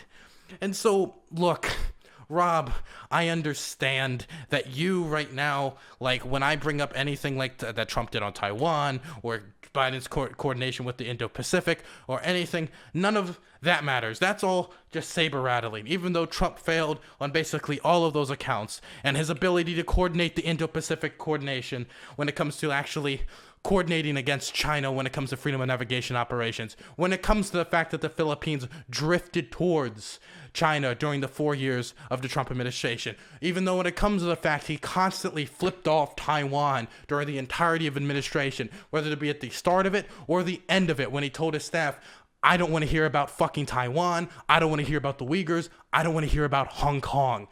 Or the fact that Trump, and you can say I'm lying, possibly said, and it seemed, hey, it's from a source that I honestly think was pretty accurate in the rest of the book, read it, it's actually quite good, that Trump could have said in 2017, which coordinates with his public statements, that what they were doing to the Uyghurs and putting them in concentration camps was A-okay to Xi Jinping. And he even said later in 2018 and 2019 that he didn't bring up the Uyghurs to Xi because he was too busy with trade negotiations, putting a price tag on these people, even though Biden, right out of the gate, has been pretty aggressive on the Uyghur issue, has been placing Magnitsky sanctions and expanding those sanctions during his time in office. Now, when it comes to COVID, I don't claim that Biden's perfect, and I think maybe Trump has done things better. And I'm going to do something that I'm never going to see from Rob. Maybe he did something better than Biden could have when it came to, for example, what was the thing where he quickly developed the vaccine operation? Warp speed. That could have been something he did good. But the problem was, whether you're blaming it on Fauci, which I don't think there's any record that Fauci told Trump behind closed doors to just believe China, whatever the fuck they say when it comes to transparency. Because I remember the Democrats were saying in 2020, hey guys, we shouldn't be just trusting them when it comes to this transparency stuff early on. Now, when it comes to the Biden administration being there, they're doing the thing you want. They're opening up the task force to look into this. We can't, what is he supposed to do? Lay sanctions on something we haven't discovered leaked from a lab? Not to mention, I think a lot of it when it comes to blaming China did have failures. I think the primary one would be the cover-ups in late 2019 of whistleblowers that would actually later go on to die of COVID. Failures, obvious failures, that should be condemned. But let me ask you, what is the actual policy when it comes to engaging China on COVID that Trump was doing, that Biden is now not doing, that you need to see him pursue for you to be like, okay, Biden's my boy. What is it? What's the policy? Well, first, he at least had a task force that was set up investigating possible origins of the virus, which Biden promptly eliminated. So it's not just that Biden hasn't done anything constructive. He literally eliminated possible constructive things that were occurring. Secondly, he was putting public pressure, not just on China, but in the rest of the world, onto the crimes that China committed. He was being pushed back by almost every major institution in this country that were saying that it was xenophobic or that it was racist of him and that it had been debunked. And we should say that again? That's what almost all of. I missed he was it. being pushed back. Yeah, he was being pushed back when Trump was criticizing China by almost every major institution in this country, including the virologist, etc., like Peter Daszak, that we now know was responsible for funding of gain-of-function research that was occurring in the very Wuhan virology lab. He was responsible for that. And yet he was putting articles in the Lancet that were saying, oh, all of us virologists say it's a stupid conspiracy theory and xenophobic to suggest that China could have had something to do with it. So Trump was, I admit, and that's fundamentally, one, you're fundamentally wrong that I would never say anything positive about Biden. I've said many positive things about him. In fact, pulling out of Afghanistan, his claim to do that's one of the best things. Despite Trump's lip service, he was never able to accomplish that. So if Biden accomplishes that, kudos to him. The fact that Biden opened up sort of I don't know the correct term for this, but he opened up sort of the patent on the treatments for COVID was excellent. That's exactly what we should have been doing. So Biden did well on that. So I'm not unwilling to call out Biden when he does good things. The point is this. If you didn't say that Trump was racist, and that's why when you were talking about the Nancy Pelosi thing, it's irrelevant whether you said it or not, because the reason that Nancy Pelosi was doing those things was because simultaneously, while she was saying to hug an Asian person, she was accusing Trump of being xenophobic and being anti-Asian. That's why I bring up the point that this was nonsense, that the majority of, and this is one of the things that I was hoping we would get into this. So this kind of feigned ignorance. Oh, I had no idea that the people that I vote for, that are in prominent positions in my party, both culturally and politically. I had no idea that they were calling Trump racist over this. I didn't know that they were blaming Trump. I had no idea. That's not what I did. That's what every leftist that I talked to said. I never did that. That wasn't me. And I guess I'm against that, but that's not what I was doing. And so I'll ignore the fact that in the context of Nancy Pelosi saying these things, and in the context of Joe Biden saying that Trump was xenophobic, we're not talking about racism. Rob's just trying to say that he's not a racist. Horseshit. This is what constantly happens. This was what was levied, and that mentality of saying, but there's so much hate crime going on against Asians. So we can't talk about China's possibility that China committed all of these lies and things like that. Furthermore, policies that we could specifically do, number one, what Biden should be doing right now is immediately investigating Dr. Fauci and the NIH that gave $2.3 million to the Wuhan Virology Lab, knowing that it was going for gain of function. There should be a task force opened immediately investigating Dr. Fauci. Dr. Fauci should immediately step down and no longer have a say in this until we're convinced that he doesn't have anything to do with the creation of this. And I'm not saying that it had to be on purpose. If he signed off on this dangerous research and then it's led to 2.2 billion people dying and who knows how much pain and suffering otherwise in the United States and around the world, he should have no role in talking about this. And furthermore, we could see the censorship and things like that. Joe Biden wasn't out there all along saying it could have came from a lab. We should keep all things on the table. He waited till right now, until even places like the Washington Post and the New York Times and even 538 and Nate Silver, when they came out and they're like, oh shit, it looks like this could have came from a lab. Hell, Nate Silver, 538, he says that it's a 60% chance that it came from a lab in China. So once he sees Biden sees that pressure, all of a sudden now he's like, we're going to talk about this. I don't give a shit about the Straits of Taiwan. I don't give a shit about all those other issues in the context of this. Those are all important issues. But right now, you know what I'm concerned about? People that lost their lives of COVID in this country. People that lost their livelihood, people that are still struggling to make ends meet, people that are homeless now because of possible things that happened in China, that China's responsible for. That's the major issue in this country. And I'm sorry, Biden's saber rattling over Taiwan pales in fucking comparison to holding their feet to fire and literally just saying something. He had the chance. Blinken was willing to call China out over all kinds of shit. But for some reason, on the biggest issue, they chose not to say a word. Can you explain that? Why were they talking about all the other stuff, but they didn't have shit to say about COVID? All right, since this is between Dylan and Rob, really, Dylan, just go ahead and close this out, and then since Rob made the claim, we'll go to Rob for closing, and then we'll move on. And I have a topic here that didn't I make the claim originally? You did? No, it was Rob. What was Rob? Can I make a closing Dylan, Yeah, it you was can have Rob. the last word. Okay, cool. Well, then, Rob, do you want to do a No, quick little closing, or That's do you my live want that? comment. Dylan can go. Okay. No, it's just gonna be Dylan. It's just gonna be Dylan. So Go ahead, Dylan. I asked for policies, and the thing is, like, policies that like hold China's feet to the fire, what I got was investigate the NIH, an investigation, a study, removing an American official or holding them here. None of that is like. How does any of that stick it to China? How does any of that hold China's feet to the fire? That's an investigation, which is currently also being done by the Biden administration. They're holding their own task force to look into this for 90 days. I was expecting like tariffs or sanctions or something of that sort. Real quick, I could say this. They should demand access to the lab records and No. sanction them. No. Okay, Dylan, go ahead. No one interrupt him. Okay, asking for access to lab records. Great. Sadly, it's not going to happen.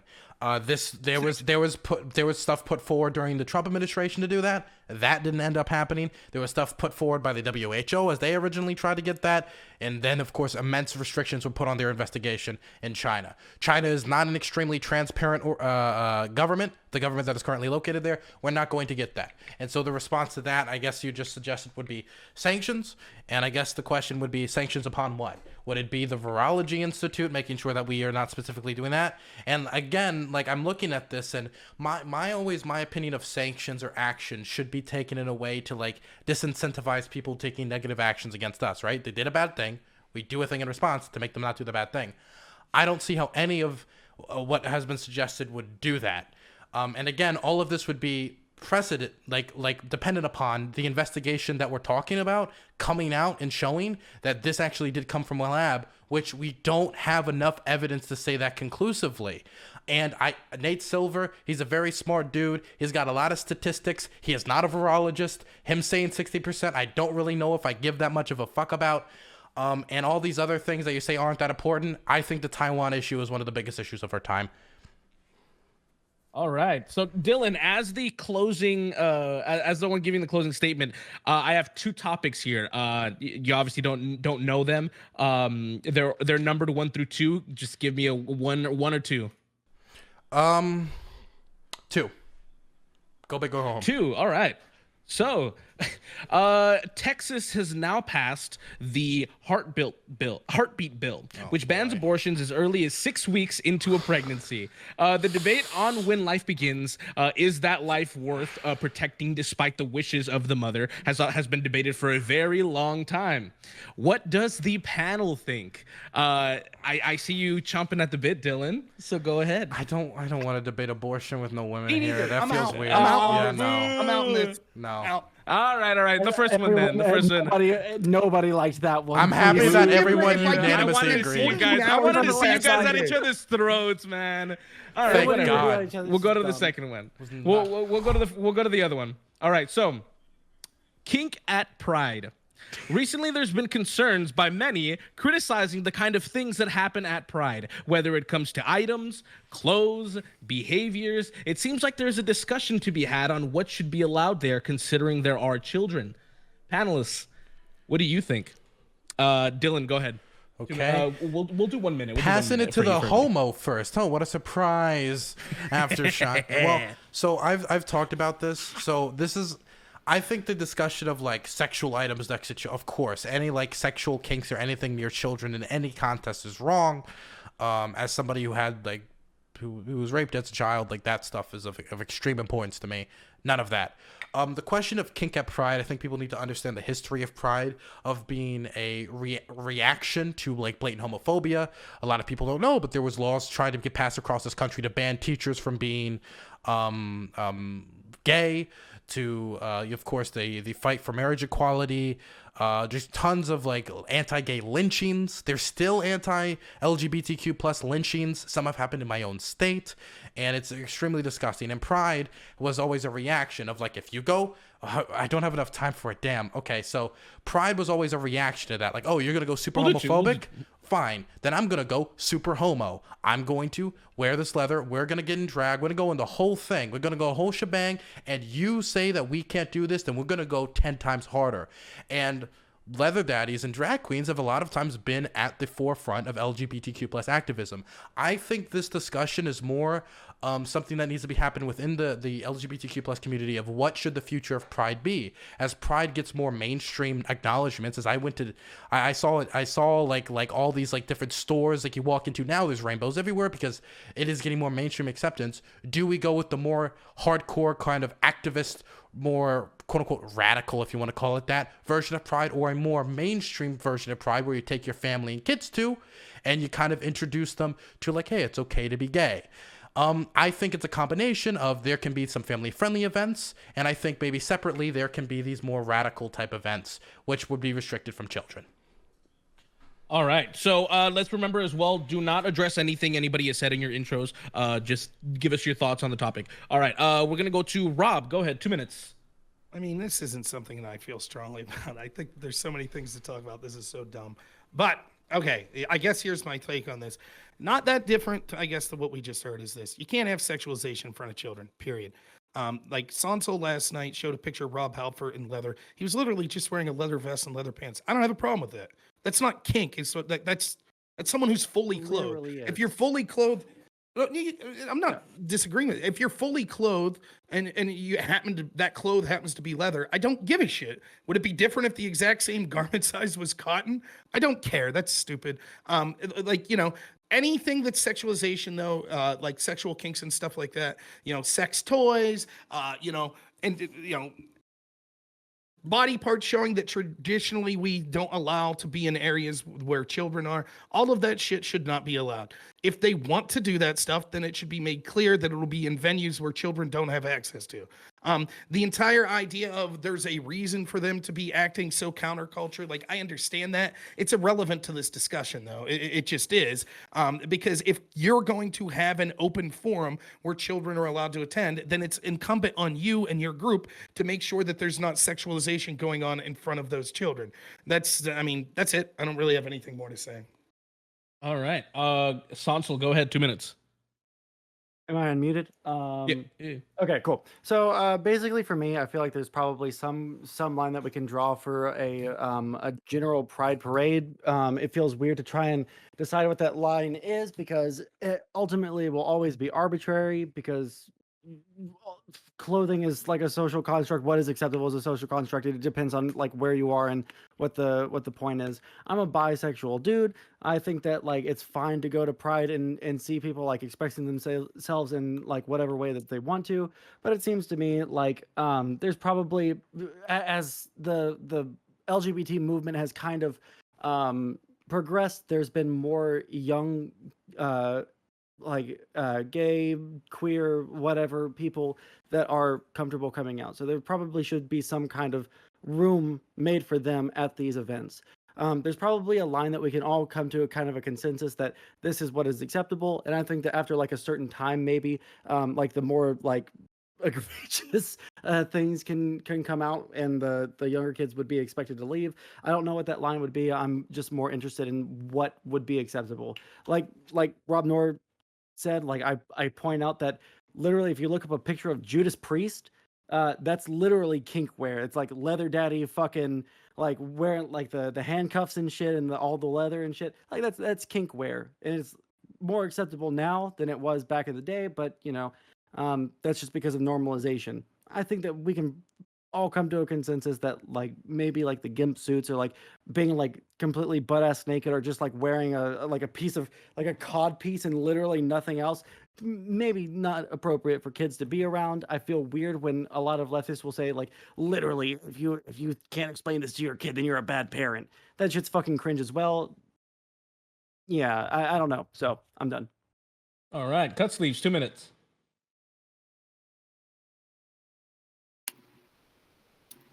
So, on this topic, there has been an idea of like a kid section going around, and I have no like qualms or like worries about that. I think that's actually a good idea. But the main problem that seems to be happening is the sexualization.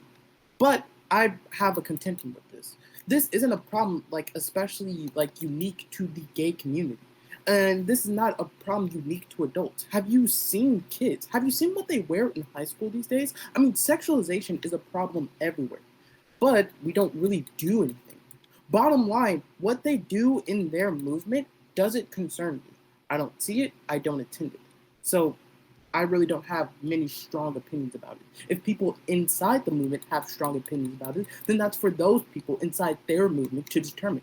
If some kid gets like abused or some kid gets traumatized by this event, then I'd blame the parents for for taking the risk and going to this movement. I wouldn't blame the movement in itself, unless it's like obvious, overt, and like, but I feel like there are some people there with enough sense to say like, dude, that's like too much. We literally have our children there.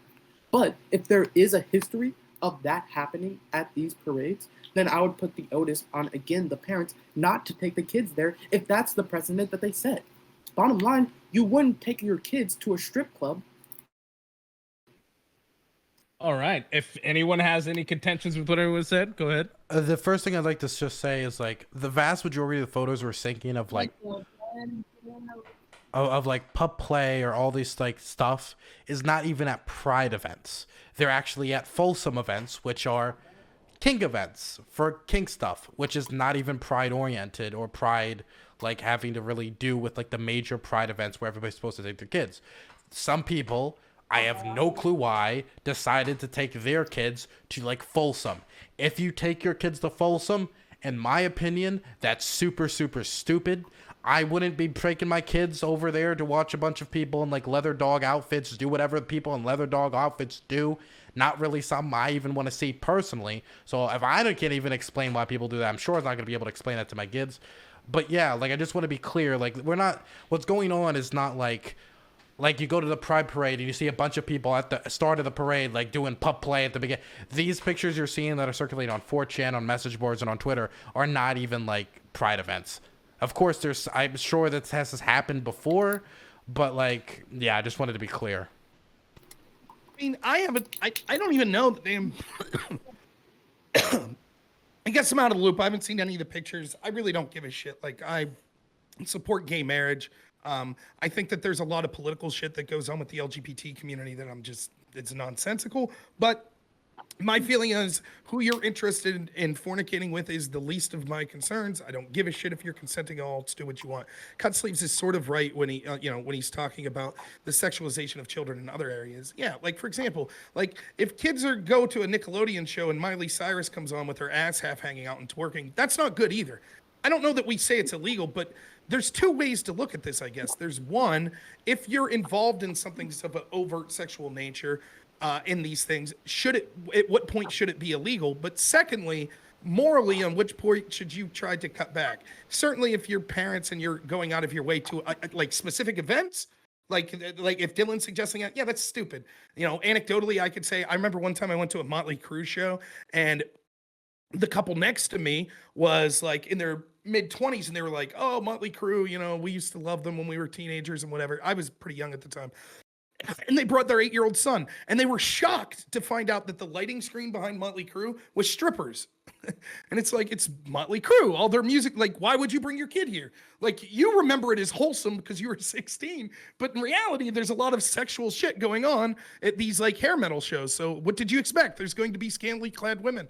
I don't think how could you blame Motley Crue for that? How could you blame the scantily clad women? Like, they were at a venue that was, pretty much assumed to be for sort of adults. Now a parade's different though, because you're kind of using public resources and things like that. So the overt like sexual stuff, I just think that the laws that are already on the books should be applied. If we have laws that say that women can't be topless or that men can't have their, butt hanging out or genitals or whatever, those laws should be enforced. Other than that, I mean, I don't know how you draw a line. How do you say that like, well, at the gay pride parade, we're more on, more paying attention to it. So when we had the Thanksgiving parade with the scantily clad cheerleader twerking, that was okay, but not when it was the guy at the gay pride parade. Like, I don't know how you could make that, like, to me, it's like, no, that's if you're going to point. allow this shit at if you're going to allow it at regular parades, so either as a society, we say all this shit needs to stop to some degree, which, I don't know that legally we could say that, but morally I think it should. But I'm not a big fan of like just cherry picking and saying we were okay with the sexual nature when it was an event that we cheered for, but now that it's one that we're not. But I don't even know where the fuck this conversation's coming from. I assume that there were I'm just using my context clues. My guess is this: there were some right-wing people that found some photos that they found offensive and were like, this is fucked up that this shit's happening in front of kids. We need to stop this stuff at gay pride events. Are you saying the same thing in other events where there's scantily clad people? That's the thing that gets me, because it's very strange, because like I see this, even though the vast majority of these photos are being posted are not at like mainstream pride events. These are kink, like Folsom. Like Folsom is not bring like all ages 12 and under, right? It is 18 plus hardcore, right? I mean, like cutlseeves would not be welcome at this event. So the thing is, it's very strange to me that this in particular is getting targeted, like Rob's saying. It's almost like that's something about this particular sexual theme that is different from all the other sexual themes that is getting it targeted. Almost like because it's queer, because it's homosexual. In particular, it's particularly offensive. And I'm sure if you ask these conservatives, of course, and like the conservatives you're talking about, Rob, I'm not suggesting you, but like some conservatives would be like, they'd be like, of course I don't like the Miley Cyrus or this or that. Okay, so why is it this in particular that's being complained about? It's almost like the homosexuality or the queerness of some of this is making it particularly targeted. I think a lot of this is laced with a little bit of homophobia, and that's why I'm always like, this should probably be happening within the LGBTQ plus community when it comes to how do we do activism, because it's really weird when I like see like non-gay people like regulating how gay people like fight for their struggles, because that type of stuff is what led to the Stonewall riots when the police raided gay bars, until a bunch of queer people said in response, you know what, we're gonna fight back. And that was the start of modern LGBTQ plus activism. So like, I do think it's a little weird that this in particular is being singled out in the large swaths of sexualization in advertising, in movies, and in music, and widespread entertainment. That why is this in particular being singled out at the moment? Okay, and I'll just say I don't disagree, right? But I do think, to push back a little though, it does seem, as a total layman who's never been to a large city gay pride event, like a parade or anything like that, because I'm rarely in a large city, it does seem to be more overtly sexual, at least from what I've seen, than the other types of parades we're talking about. But nonetheless, if you're going to allow some of it at one incident, then just because the same thing's happening in more, that doesn't mean, if you're going to, I'm just saying be even with it. If you're upset with it in one, be upset with it in the other. And I don't disagree with you. I think that there could be some homophobia involved. But the other thing I will say is the idea of kink itself is separate, though. That's something different than the rest of the shit we're talking about. For example, I think you would find almost the entire same group of people offended if they saw a man in assless chaps with two men on a leash dressed like leather dogs than if it was a woman holding that leather strap in assless chap. I think basically the same crowd would be offended because there is something, and correct me if I'm wrong, but you kind of spoke to this. The entire idea of kink is to be overtly sexual in a perceived deviant manner, is to kind of thumb your nose at society that you view as being sort of puritanical. So you're going further than you otherwise would because you're trying to make almost like a sarcastic point, like, oh, you tell me I can't do this, then I'll go even further. To me, that's my understanding of kink. And I'm not saying that that's not a protest without value at some point, but I am saying by very nature, then it makes it more sexual than other things that we would see, because that's the entire point of it. Of course, but that in particular wouldn't be more sexual or if it was gay or straight or whoever participating in it. Agreed. And so It's just weird that it's the pride element that I'm seeing targeted, not the just general kink element. It's the combination of pride with kink that is specifically being targeted. And my stance, and I don't think many people would really disagree with this, is I don't think it should be illegal for people to participate in kink. I just don't think it should be around kids. And so if there's a protest using kink or any of that, just don't that should be an 18+ event for adults, and that the ones without it, that are the more mainstream kind of child-friendly ones, are the ones you bring your kids to say, hey, Billy, it's okay to be gay. Anyway, here's a lollipop and fucking cheeseburger. There's a rainbow float, right? And that's pride. Probably not good to bring your kids to the St. Patty's Day parade where people were puking and pissing all over public buildings. St. Patty's Day, man. So, I don't know. I see both sides of the fence. I do, but ultimately for me, it comes down to this. If you're gonna have a problem with sexualization of kids, you should have it across the board, and it shouldn't just be directed when it's the LGBT community. And as far as legal, I agree with you. I think the onus, and it's unfortunate to say this, but it's on parents and it's on the people participating in the activities, short of just we have a equally applied legal standard that says you can't have your genitals out. You can't be groping people. You can't be grinding on people. Of course, we follow all those laws. But beyond that, it's wishy-washy. How do we determine what's offensive? At what point do your shorts have to be so high when you're okay, now it's kink, now it's offensive, I don't know. So but it's not an issue that I'm passionate about. Yeah, the thing is, a lot of people will you'll see just make somebody... this, Dylan, make this your closing, and then we'll give Rob the last topic, and then we'll close it out. Okay? I'll give you 2 minutes. You mean the last topic or the last statement? No, you'll give the closings to close this out, and then we'll go into one last topic to end the panel. Damn, okay. One more topic. Fuck. Okay, I didn't know it was gonna go this late. Okay, so basically, my thing is, a lot of people drag and people in leather outfits have been at the forefront of LGBTQ plus activism forever. If you look at the Stonewall riots, you'll see a lot of people in drag literally fighting with the cops, because the cops were there raiding anti-gay bars and raiding gay establishments and beating the shit out of gay people. And so they have been at the forefront forever. And I think that's another thing that should be discussed for a second, is how people play sexual things upon things a lot of times that aren't even sexual. A great example for me would be Drag Queen Story Hour, something that people will think drag queen, and then they'll think of all these times they've seen drag queens in this context or drag queens in that context, and then look at this time where there's just a person in a dress reading a book to a child and think that's sexual, that's indoctrination, that's this, that's that, when it isn't. And so I think we should also remember at a time that people just being who they are, or wearing a dress or wearing an outfit, that isn't like purposefully like kinky or like sexual to like elicit like non-consensual participation, isn't we need to like look at like why is that being called this in this context? And a lot of times, definitely when I look at Drag Queen Sore Hour, I think it has to do with homophobia and a lot of other contexts with that. But yeah, I'm happy that nobody here really like disagrees like a lot with this. Like it's not like a big issue for anybody here. And cut sleeves, stay away from Folsom, okay? All right. Rob, is there anything you want to bring up then? I mean, how long do we got? Right? Or how we spicy can do go we for want it to like get? we can go for one more topic, like what, like 30 minutes, 40 minutes maybe? It's up to the Because yeah, panel. because How spicy do you Dylan wanna wants to get? go. Yeah. Well, all right. We'll go with this. Dylan, I continually see you have debates about the efficacy of masks and other COVID restrictions and things like that. I am concerned to this day that your defense for violating orders that were issued by governors and mayors regarding things like lockdowns, that you chose which of those orders you would follow. And your reasoning for was you had the expertise to determine which of those lockdowns would actually be effective and which of the rights that you had that you thought outweighed the ability to be enforced on these things. Apparently, you had a debate with mask mandates with cut sleeve yesterday. So the question I have is this.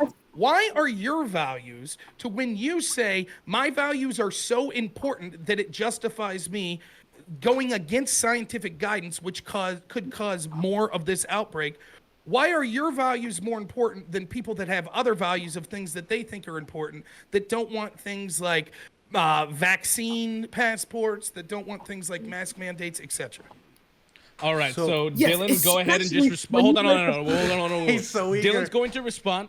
Dylan's going to respond, and then we'll open it up to the. That's how this is gonna happen. So Dylan, you can respond, and then we'll just whoever wants to. Okay, Sondsol, get ready for this, okay? So, my thing is, I believe in some laws, and I don't believe in other laws. I don't think this is a very complicated concept. For example, I believe that somebody smoking a joint isn't really a big issue to me, but I also think that somebody shooting up heroin while smoking 17 Lay cigarettes might be something that deserves possibly a certain amount of regulation placed upon it, right? So does that mean I'm inconsistent because certain government officials have deemed that marijuana is a Schedule I drug? No, I look at the vast majority of the evidence that's out there to make a determination about what I think the law should be. And upon what I participated in, I think the vast majority of evidence showed that what I did was not of extreme health risk to my community, and that I was providing trying to be active politically in my community while trying to help people who were stabbed by the Proud Boys and or like being at the January 6th insurrection with people or insurrection, riot, whatever the hell you want to call it. I don't really care about that discussion right now. Being there during that. So yeah, I mean, you can say that like, well, Dylan, I disagree with your science here or the science there, and you can like get into the nitty gritty, and I can talk about like the data that's come out to show that these protests, due to the way that they're done with masks, a lot of time with hand sanitizer, which you didn't believe me, but that is something that was put out, how water was distributed, how people did their best to socially distance, even though of course it doesn't happen at all times. Neither does that happen at all times at all. Institutions, but you know, you do your best, has caused it so that when these protests happen, you don't see a lot of large scale what is called COVID bunks or COVID spikes like we saw at Sturgis when Chris Jericho decided to go there with and sing there, the Jerryman. So yeah, that's why I felt particularly fine participating in protests and getting maced by the Proud Boys. So let's ask some specific questions. You for vaccine passports? I have no clue. I haven't done enough research. You for mask mandates? Yeah, basically. And I could be wrong. I did not see your entirety of your debate where you talked about this the other day. So I'll leave cut sleeve to address this. But did you not say that we should do everything possible to stop the spread of COVID? We should do everything possible. Yeah, everything within our power. Yeah. Okay. Well, so then how is it that you then think that when it comes to concerns that conservatives have that say, wait a minute, at some point we have to say, for example, we see now that the CDC is still recommending that kids wear masks until they're vaccinated, even though all science shows that their chance of getting and spreading COVID as a child that's 12-year-old, even unvaccinated, is far less than your chances would have been of catching and spreading COVID when you went to that rally. So why are you justified in violating the orders and the suggestions when the seemingly, are you for them, the CDC, coming out today and saying that kids should still have to wear masks? I don't know. I haven't looked into it. But you're saying do everything possible. Okay. So you don't see the contradiction there. No, I don't. Because Wait, the you science. do everything possible, Dylan.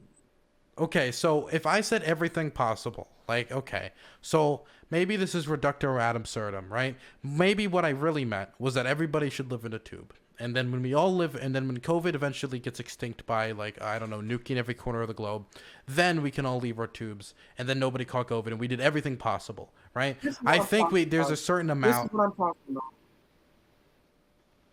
Like, this is what I'm talking about. When you just, like, reduce our position to a straw man. Of course, we inserted that you meant everything possible within reason. It's reason to say socially distance when you can. It's reason to say put on hand sanitizer when you can. It's reason to say put on a mask when you can. The distinction between you and me is you're violating your own principle, especially when you laid out the premise that if something is good for public health, the government should mandate. I told you that to bikes. I told you that to seatbelt mandates, and you're not holding to the same standards on social distancing. So your justification. the thing is, but the data doesn't correlate. Your justification, yes, it does, and I can prove that. And I can cite you multiple data of multiple people saying that social distancing laws actually makes you less likely to get COVID. But your justification is that you disagree with laws. Well, that's going to be the same justification that anti-maskers use. It kind of sounds like you're on the side of anti-maskers. You know what? That's it. K Kona, fucking Big Chungus. Yep, I'm on the side of anti-maskers. Yep. Now look, oh my god, let me finish. I wasn't finished. Leave Dylan finish. I'd like to hear what he. K Kona. So anyway, I believe that laws that make sense are the laws that I want to get rid of. I'm keep, and the laws that don't make sense are the ones you get rid of, right? And I believe that due to the vast majority of data I looked at up to that point when I participated in those protests, and how those protests were done in my community, and how I participated in those protests, that I believed I was able to do it safely. And I am not somebody who just for something being a law dictates that to be moral. Laws can be immoral, and people can deal with crises in ways that are sensible and ways that are not sensible. I'm sure, even if I believe we must have gone much harder on COVID, that there's certain things that governments did to deal with COVID that Rob Noerr agreed with. I think he probably agreed with certain things state governments did, right? There's certain things I'm sure that you agreed with, and there's a bunch of stuff you didn't agree with. That means, in certain instances, you probably feel I'm perfectly moral in breaking this law and perfectly moral in following this law. The thing is, we draw that line for where does that line end on, like, because of the evidence we're looking at different locations where I think those protests were particularly safe to participate in. I don't see that as hypocritical. The question, the premise is, are you? I was just going to ask really quick because during this entire thing, and I listened to like 90% of the debate from yesterday because I felt like it would probably come up today. I don't feel like Cutsleeve has put forward any kind of prescription as to what he would want. He's only said that the left is hypocritical. He's not said any actual prescription as to what he would want to see in the world. He just keeps on saying, well, the left is hypocritical because of this reason, BLM. Oh no, they're saying masks, not masks. And like, please, like, tell me what you want to see in the world, actually. For sure. I'm not anti-mask, but I am Damn, I had so much to say, but go ahead. What? Yeah, no. I'll throw it to you, Rob Noerr, after this. I do have prescriptions, and I said that in the debate. Specifically, I didn't say the left was hypocritical. I said Dylan was hypocritical. I organized, and I said this multiple times in the debate, that society should gather up as a function and enforce masks socially. This means more institutions where masks can be given out. That means I think masks should be free. There should be billboards saying, wear your mask. I think people should enforce the fact that masks are cool. One, because masks are just cool. They have like half of your face, probably the bad part of your face. And two, I don't have to smell your breath. And also, I guess it reduces COVID, but I don't care about that. Masks look like really cool. So I think society should enforce masks. I think those look dope. But and I think I have a question for Dylan, but I think Rob Noerr wants to go right now. So there's a couple things to say. One, notice the neat trick that's employed here. So right. So if we're talking about something like Nancy Pelosi and her stance and what Democrats in power say, they say that's not what we say. Then when we talk about the things they specifically say, they say, but that's not addressing the policies that would be able to solve things. So we're talking about the specific contention here that as admitted here, that Dylan Burns said we should do, quote, everything possible. Can I ask a clarifying question quick to understand what you're saying? When you say they, do you mean I just want to know what he means. So if he's referring to me or he's referring to Nancy Pelosi. Also, Riley Grace Rochon, thanks for the host. I appreciate it so much. Are you referring to me and Sondsol, or are you referring to like the Democrats or the left, TM? Like, what do you mean when you say they? When I say they, I mean you two in this debate. Okay. And there's also other Democrats. But what has been done, I'm pointing out a specific example of what's happened in this debate. That on one hand you say, no, we shouldn't talk about what the policies are, the people that are crafting policies. And on the other hand, when we do make it directly about what you're saying, you say, but what does this have to do with the policies? So again, I assume that when you say do everything possible, we mean within reason. We're not talking locking people in. I'm not prescribing that to you. So I'm trying to steelman your position here. I'm not saying you're saying, oh, you said everything possible. That means we have to lock everyone in their home. You just mean if science advocates for something or if politicians advocate for something that we could say could be reasonable, such as social distance orders, that we should do everything possible if it suggested that those could possibly save lives. That's what I'm suggesting. You say that it's a question of which you violate that principle. You do. You personally chose to not do everything possible. Now, then you notice you said, I choose Can I box to him, not by the way? follow all laws. What's that? Yeah, sure. Just let him finish and then we'll do. Sure. Right. So you say it's about morality, right? That there are some laws that I thought were acceptable and some that I didn't. That's true. There were some laws that I thought were good and some were bad. The difference is I'm not calling people immoral because they want to reject some of these laws while claiming that I'm moral. That's what you're doing. I might say, I think it would be a good idea to follow that law, but I see why you're not. Because so many people, including the people telling you you have to make sacrifices, are unwilling to do them. So that's the fundamental difference. The last thing I'll say is this. You mentioned Sturgis. Was Sturgis open air? I believe so. Right. Sturgis is a bike rally. It's open air. So what was the difference between Sturgis, where you claimed there was an outbreak, versus the rally you went to? What was the big difference? If you had to isolate one thing. Lack of masks probably would be a big thing. There we go. Lack of masks. Okay. So the site that I linked was from the CDC. I'll read this. During the March 1st, December 31st, 2020 state-issued mask mandates applied to 2,313 of the 73% of the counties, mask mandates were associated with a 0.5 percentage point decrease in daily COVID growth rates. 20 days after implementation, 1.1, 1.8, respectively after implementation. At the highest level, after 100 days, it led to a 1.9% reduction in cases.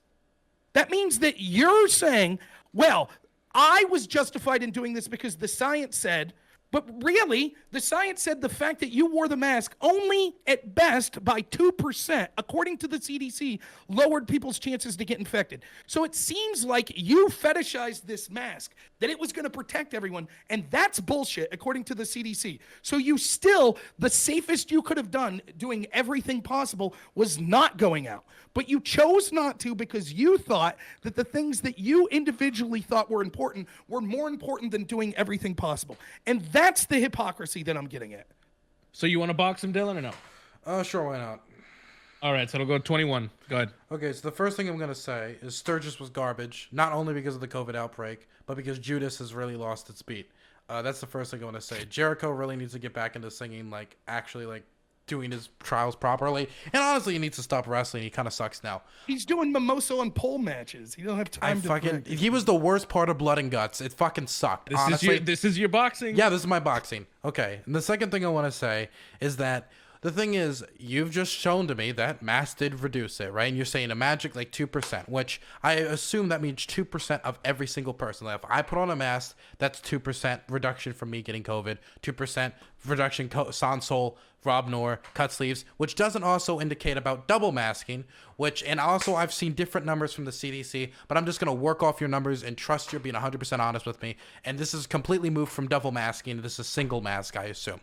So 2%. 2% across the board is actually a significant amount of people from catching COVID. Now, that's the first thing I would say. Number two, masks is not what I fetishize. Mask mandate is just always what people get caught up on because of the like freedom porn, I like to call it. Like people being so hyper focused on the not having to wear the mask through the mask mandates or not having to do the shutdowns or stuff like that, that it's something that gets caught up of when people ask me, like, what do I think of mask mandates? And usually my answer is, yeah, I'm fine with it. Like, I'm not like extremely like addicted to these things, to be completely honest. I would have done COVID lockdowns completely differently. I would have done and we've talked about this before, how I would have sponsored small businesses, done a much larger stimulus plan to keep them afloat, and so we didn't see closures. Completely different from what a lot of people actually like economically like approach the crisis. And so I don't know. I mean, maybe we're still on the kink discourse and that's why I fetishized it, but that's weird. And lastly, nobody's addressing the fact that I had data showing that the George Floyd protests did not correlate with a spike in COVID cases. So if we have data that doesn't show that, so why would my example, participation in them be against my moral system? So Really quick, let's address that last part. Right. So let me address this last point first. One, we have all kinds of data that a lot of the mandates that currently exist, such as children having to wear masks, children not being in school, children not being allowed to participate in sports, we have far better data than you had, that those children are less at risk from COVID than actually the influenza, and that they don't need. We have great amounts of evidence that suggests that if you have natural antibodies, your chance of having to take the vaccine is stupid because your natural antibodies are working just about as well. So we have all of that sort of data. That data that you had is superseded by what we now know later from the CDC that says that mask itself reduced by 2%. The reasons that perhaps the Floyd protests didn't lead to growth was several things. One, it was open air, so was Sturgis. So we would still say that people shouldn't have went to Sturgis. Sturgis people could have said, well, we're here because it's open air. And they said that these don't cause as many. No, it's still against the mandate. Second, it's because as admitted in places like New York, they were not allowed to contact trace to see if people were at these Floyd protests. They were not allowed. So, of course, it's going to show up. Oh, well, we're not allowed to ask if they were at the Floyd protest, so we asked everyone where they were, and no one got it at the Floyd protest. Well, surprise, surprise. When you're not allowed to ask if they were there, you didn't find out that they spread it. So this is nonsense as well. 3, the 2% thing. 1, even if your interpretation is right, still, you have 100% chance not to spread it to someone else if you stay at home. So reducing that by 2% is not enough to justify you, quote, doing everything we should. That's not what you did. And second, that's not what the 2% means. The 2% shows that the amount of infections that occurred over a 100-day period were 2% less than before those mask mandates. That's what it shows. So if 1,000 people would have got COVID there, you would have stopped 20 of them from getting it. That's what you would have had, the people that were wearing the mask. That's what would have happened. So this idea, it's all clever. I get what you're saying, but I had this research. I had this, I had that. We'll see where the research goes. Remember, everyone was saying it was debunked. All of these experts were saying things like it's debunked, that this could have came from a lab. We'll see what the research ends up showing, but you didn't have the end all be all. All you knew was people that knew more about this than you recommended through law and through just recommendation that you not go to a rally like that. And the entire premise here is your worldview is we should do everything possible within reason to stop this infection. And you were unwilling to hold yourself to that same standard. Period. End of story. You could say, but because I did research, that's still, even with that research, will you admit that's still not everything possible? There was still a chance you could have infected someone? Wait, if we're holding people to that standard, then I would need to do the tube. The tube would be the only radical solution. No, we already talked about it, everything possible within reason. That's what within we're saying reason, that you applied. Yes, and within reason, that was perfectly reasonable. That's not. And so this is the point. This is why I brought this up with you in the first place, because we see so many people when it comes to wanting government to get interfered in people's lives through regulations and things like that. It's always, always, always. Oh, up until it affects me. Then I don't have to listen to the government. Do you not think that like I made like sacrifices? By the way. Do you not think that I make like I had to cancel like traditional family trips? I had to completely change how I went to school. I did all these different things. The reason why I participated in that is there was actually a different health risk. Unarmed black men getting killed by cops, and Proud Boys coming in to rough up locals and burn property of local black churches, which I would say is a significant health risk. And you know what? The evidence shows that there was not a spike in COVID, and in fact, during these protests, there was actually a rise in social distancing behavior.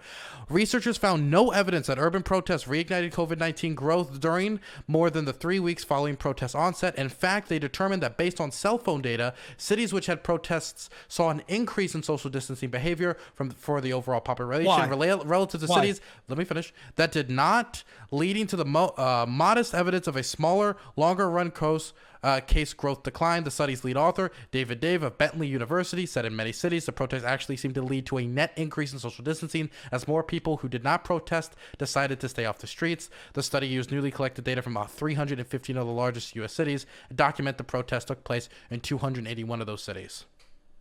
Right. Also, I really wonder quick, why. I just have I wonder why. I want to throw in there. Be...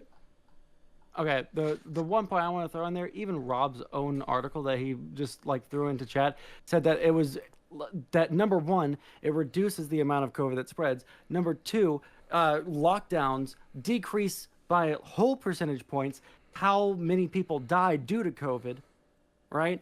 And that it would take a more comprehensive approach in order for these things to see their full realization. All right, so You're like,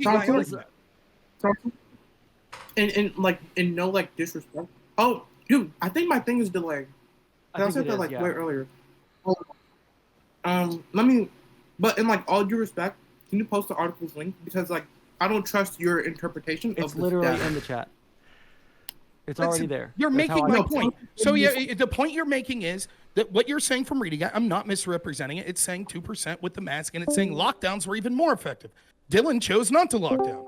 It would have been more effective if we're operating under the system. There has to be a comprehensive approach, not this like right. And Dylan didn't do that comprehensive approach. Again, it's real simple. If you say do everything possible, and we're saying within reason, you don't get to say that the lockdowns that you're saying other people should have to participate in doesn't apply to you because it wasn't within reason. Notice that Dylan's data didn't talk about the fact that they weren't allowed to contact trace, so that's why it doesn't show up that these things came from there. And I wonder why, Dylan. Boy, we had all these great peaceful protests from Black Lives Matter. Yep. Why was it that people weren't going outside when they were occurring in their house?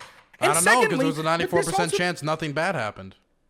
Well, because in most of these major cities that they're talking about, there was bad shit happening. That was 94%. Because the truth is, when you look at the 97% peaceful stuff, or the 93% peaceful, that's because there were a lot of areas like my little town that had these protests. According to the own data that's cited by Black Lives Matter that show that only 7% of them were violent, that's 223 locations of violence. That's more than 4 cities per state where this violence occurred. The reason that that number looks so like, well, that's only 7% is because small town after small town after small town also had Black Lives Matter rallies that weren't seeing this violence. But many of the major cities, again, 223 of them had violence occur at them. So, and the second point is, if that's the justification, well, then couldn't we have said the same about Trump rallies? If people were tired of like boorish Trump supporters, or hell, even Proud Boys. Let's leave the Proud Boys run rampant, right, in every city. Why are we talking real quick, Sondsol, rallies? please. You don't know what. Real quick, if the argument is, well, actually, it was good for Black Lives Matter to violate the lockdowns because more other people then chose to stay at home. Okay, why don't we do it with the Proud Boys then? Let's send the Proud Boys out to other cities. Then people will stay home. That would be a good thing, right? It's a good thing that the Proud Boys are out there because other people stayed home. What was that a question or was that not a question? I had no idea what. I'm asking. I can't. Should we send the Proud Boys out? Should we send other groups out that would cause violence and intimidation? Okay, so there was a lot there. Okay, so let me give me a second to fucking process what I was just told there. I'm gonna run like a fax machine right now. Okay, so where was it started?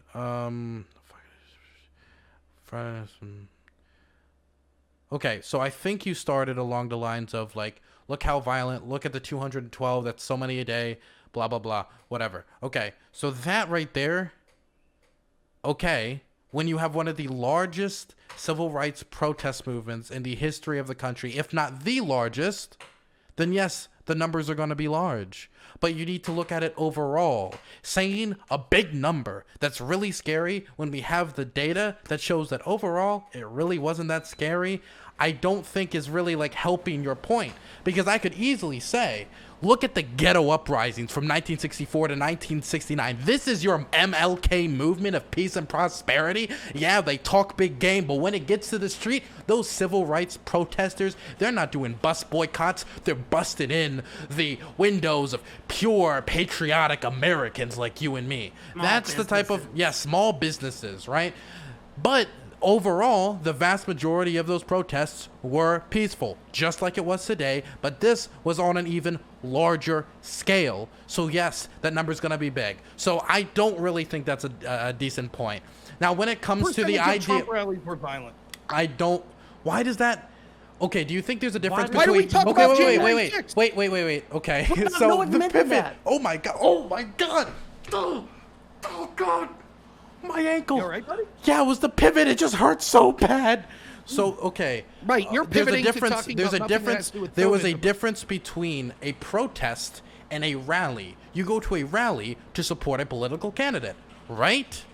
So that's going to have a much different atmosphere than a protest to say against systematic racism or what people think is the murder of their community. This is true across all societies. If you go to Israel and Benjamin Netanyahu's rally, who's a very far-right individuals, they don't get violent at near the same rate as, say, any protest that you'll see in Israel. This is true in Lebanon. This is true in Japan. This is true anywhere. This is all even true in France, which is known for their very violent protests, but their political rallies, even of Marine Le Pen or the socialist parties, you're not going to see the same levels of violence. They're totally different atmosphere. I don't really think it's fair to compare protests to protest rallies. If you wanted to compare, let's say, a far-right protest or a right-wing protest to a left-wing protest, then we can actually do something with that data. Tea Party. Okay, Tea Party protests. Okay.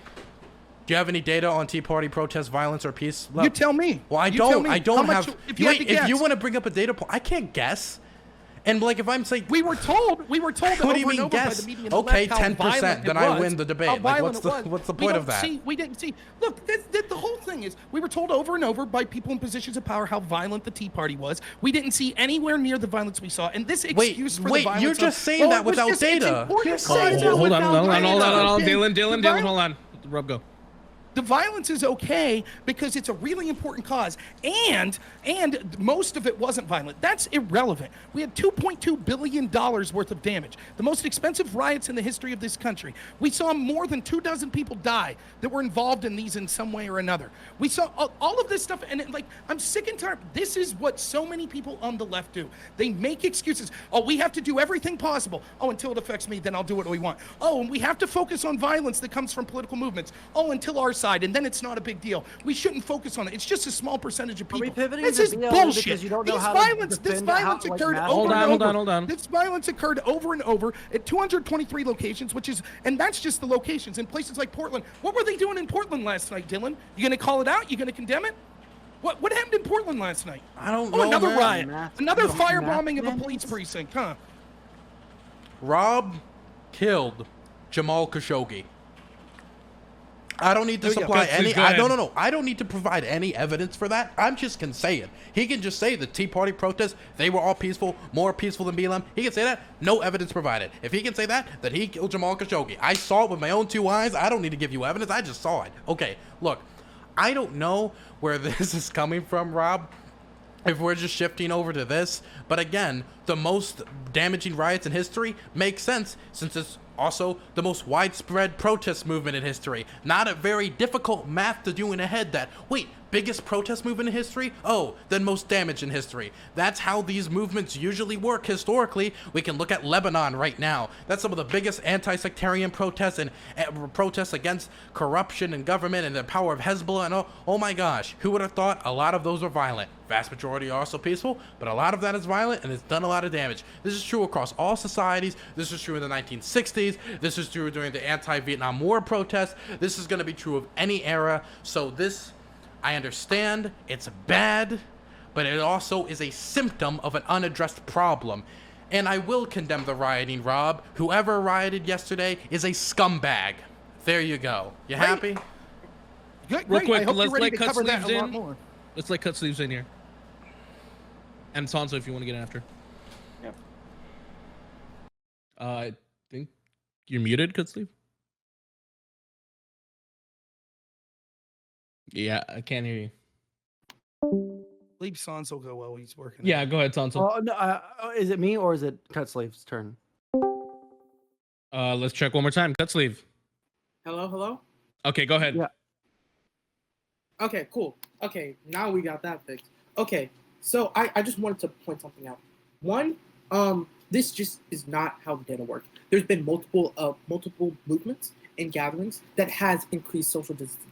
And Rob Noerr is completely right when it says like the social distancing of those protests that didn't increase COVID cases was because we didn't have digital tracing. As soon as we got digital tracing, and I can link you this, multiple protests, and admittedly there were right-wing protests, but multiple protests have shown to cause social distancing, to cause COVID cases to go up. And this is just like common sense. We could just use a Bayesian analysis on this. If social distancing didn't work, why did the WHO want it?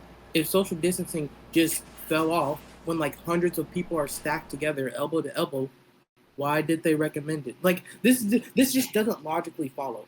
So and again, I just want to point this out specifically. Sondsol tried to like pretentiously, and I don't know because I caught it. None of you guys also caught it. He pretentiously said like, "Are you pivoting to BLM?" When it was Dylan who first brought up that the George Floyd protests, the BLM George Floyd protests, were peaceful. That's why Rob Noerr were talking about Bringing it up as an example doesn't mean that you're pivoting. If someone latches onto that and then goes on a 45-minute Wait, he brought up they were violent, so I had to talk about it. Like if I came up and said cut sleeve kicked a kitten, then you would be like, wait, now I have to talk about this. And I'm not saying, Dylan, I'm not saying you're pivoting. I'm saying it was a little bit pretentious that Sondsol tried to call out what Rob does pretentious Noerr mean, cut sleeve? Pretentious, like, yeah. So, like, this, like, sort of moral grand saying, like, oh, how are you crazy? Like, you are trying to pivot. And this is what you guys do constantly. You guys try to belittle people. You try Am I not allowed to call like, out a pivot or a... No one pivoted. Dylan brought up BLM first. No one pivoted. Can you not see that? Who latched onto it and talked about it for 45 minutes? Okay, that's not a pivot. If you bring up like a subpoint, yes, if you bring up a subpoint and then you fucking like talk about like in terms of a broader topic, and someone says, "Oh, I'm going to talk about BLM instead of the mask." Okay, all right, guys. Real quick, nobody. So it's getting to a point where it's just like, oh, you said this, no, I didn't. Okay, closing statements because it's already 8 minutes. Dylan's got to go to as well. It's getting late. So yeah, we're gonna go. You know what? We'll see this right here again. We'll do it for last. Well, no, wait. Who made the argument? It's our turn to speak. Rob Noerr made the argument against me, I think. Okay, gotcha. So then Rob will get the last word on that, or whichever righty. So, Sondsol, go ahead. So I'll let the last word on the left be Dylan, since he was, called out on this one. Go ahead, Sondsol. 2 minutes. Well, yeah. I don't have 2 minutes worth of things. Okay. You don't even have to time it. So like basically, this entire conversation started off as mask mandates. Dylan brought up the BLM protest because Rob was talking about like violence on BLM, and then it went into this fucking like hour-long tirade about BLM, which had nothing to do with mask mandates. I never got to hear that prescription out of Cutsleeve as to what he would want to see in a like COVID deterrent, because we went on to that fucking like wild tangent. So yeah, I guess that me and Cutsleeve will have to talk about that sometime. But that's all I got. I really have to pee. All right, Cutsleeves, 2 minutes. Go ahead. Right. Okay. So I think this conversation was infinitely greater than the conversation that occurred yesterday with Dylan. Why? Because I'm pedantic and I'm obtuse, and Rob is great at speaking. every time they do something, you have to call it out.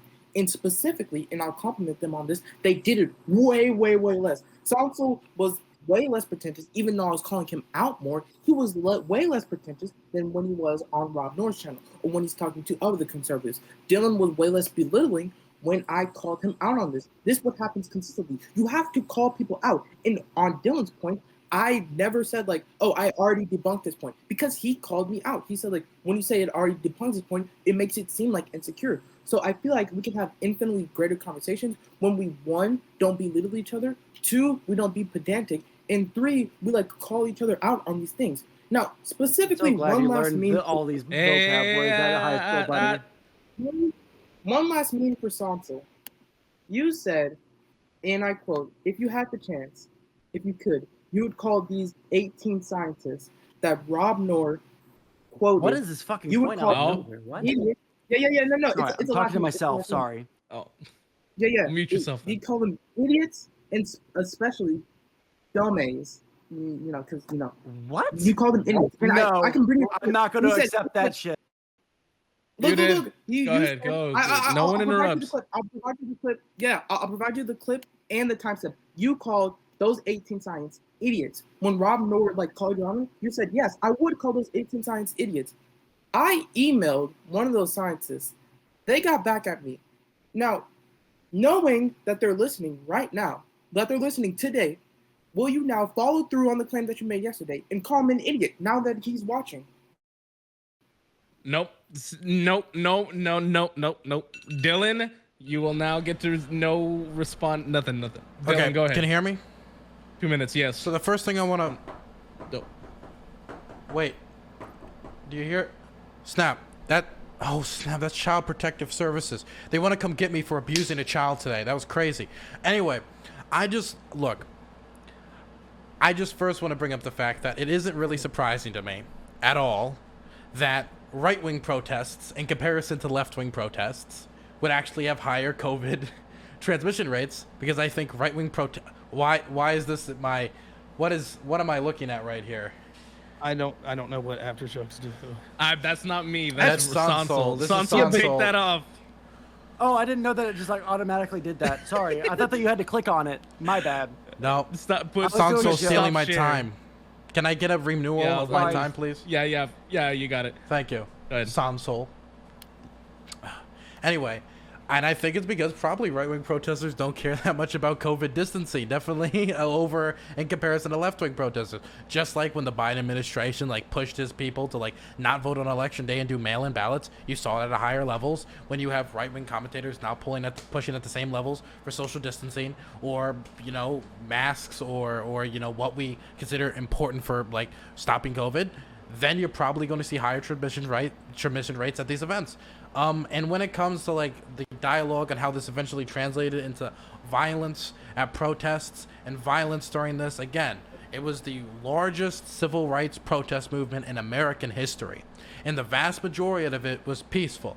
And you know what? Any violence that occurs is terrible, but let's remember that the vast majority of it was peaceful, and instead there'll be this pivoting and this grandstanding. Or what about the Trump rallies, when a rally and a protest is completely different? It'll come over here, it'll come over there, it'll go everywhere.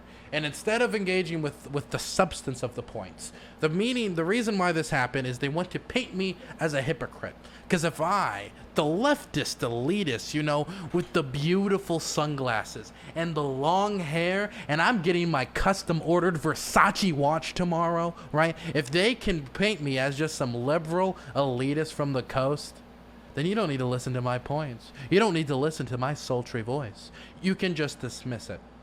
Let me just say, I did my own research, and I decided that the people who were coming in my community to do harm, it was my need to go out there and stand against that. And the research that I saw showed that I was not going to cause a spike. Now, they can say what they want about contact tracing, but I have seen no evidence to substantiate that the George Floyd protests correlated with a spike in COVID cases.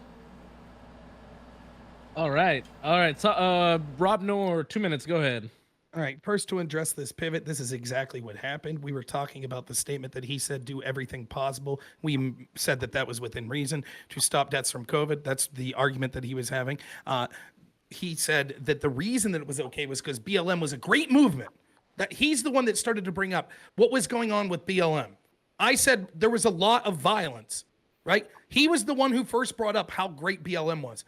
It had nothing to do with COVID. He was the one who brought up how good BLM was. So the pivot started, and I just responded. What did you say, Sondsol? Oh, if you're responding to the pivot, then that's not a pivot. So just so we could clarify what happened there. Second, you can see this is excuses for violence. It's easy to say, yeah, I can condemn all violence. This is the bullshit you see people do all the time. They say, oh, of course I'm against all violence. They rarely talk about it, and they say, but it was so small. Why should we focus on that? And it was such a great cause, so why should we focus on it? It's bullshit. And you can see the double standard that plays out when there's violence on the other side. Yes, we know you think that this is the new civil rights movement. It is not, right?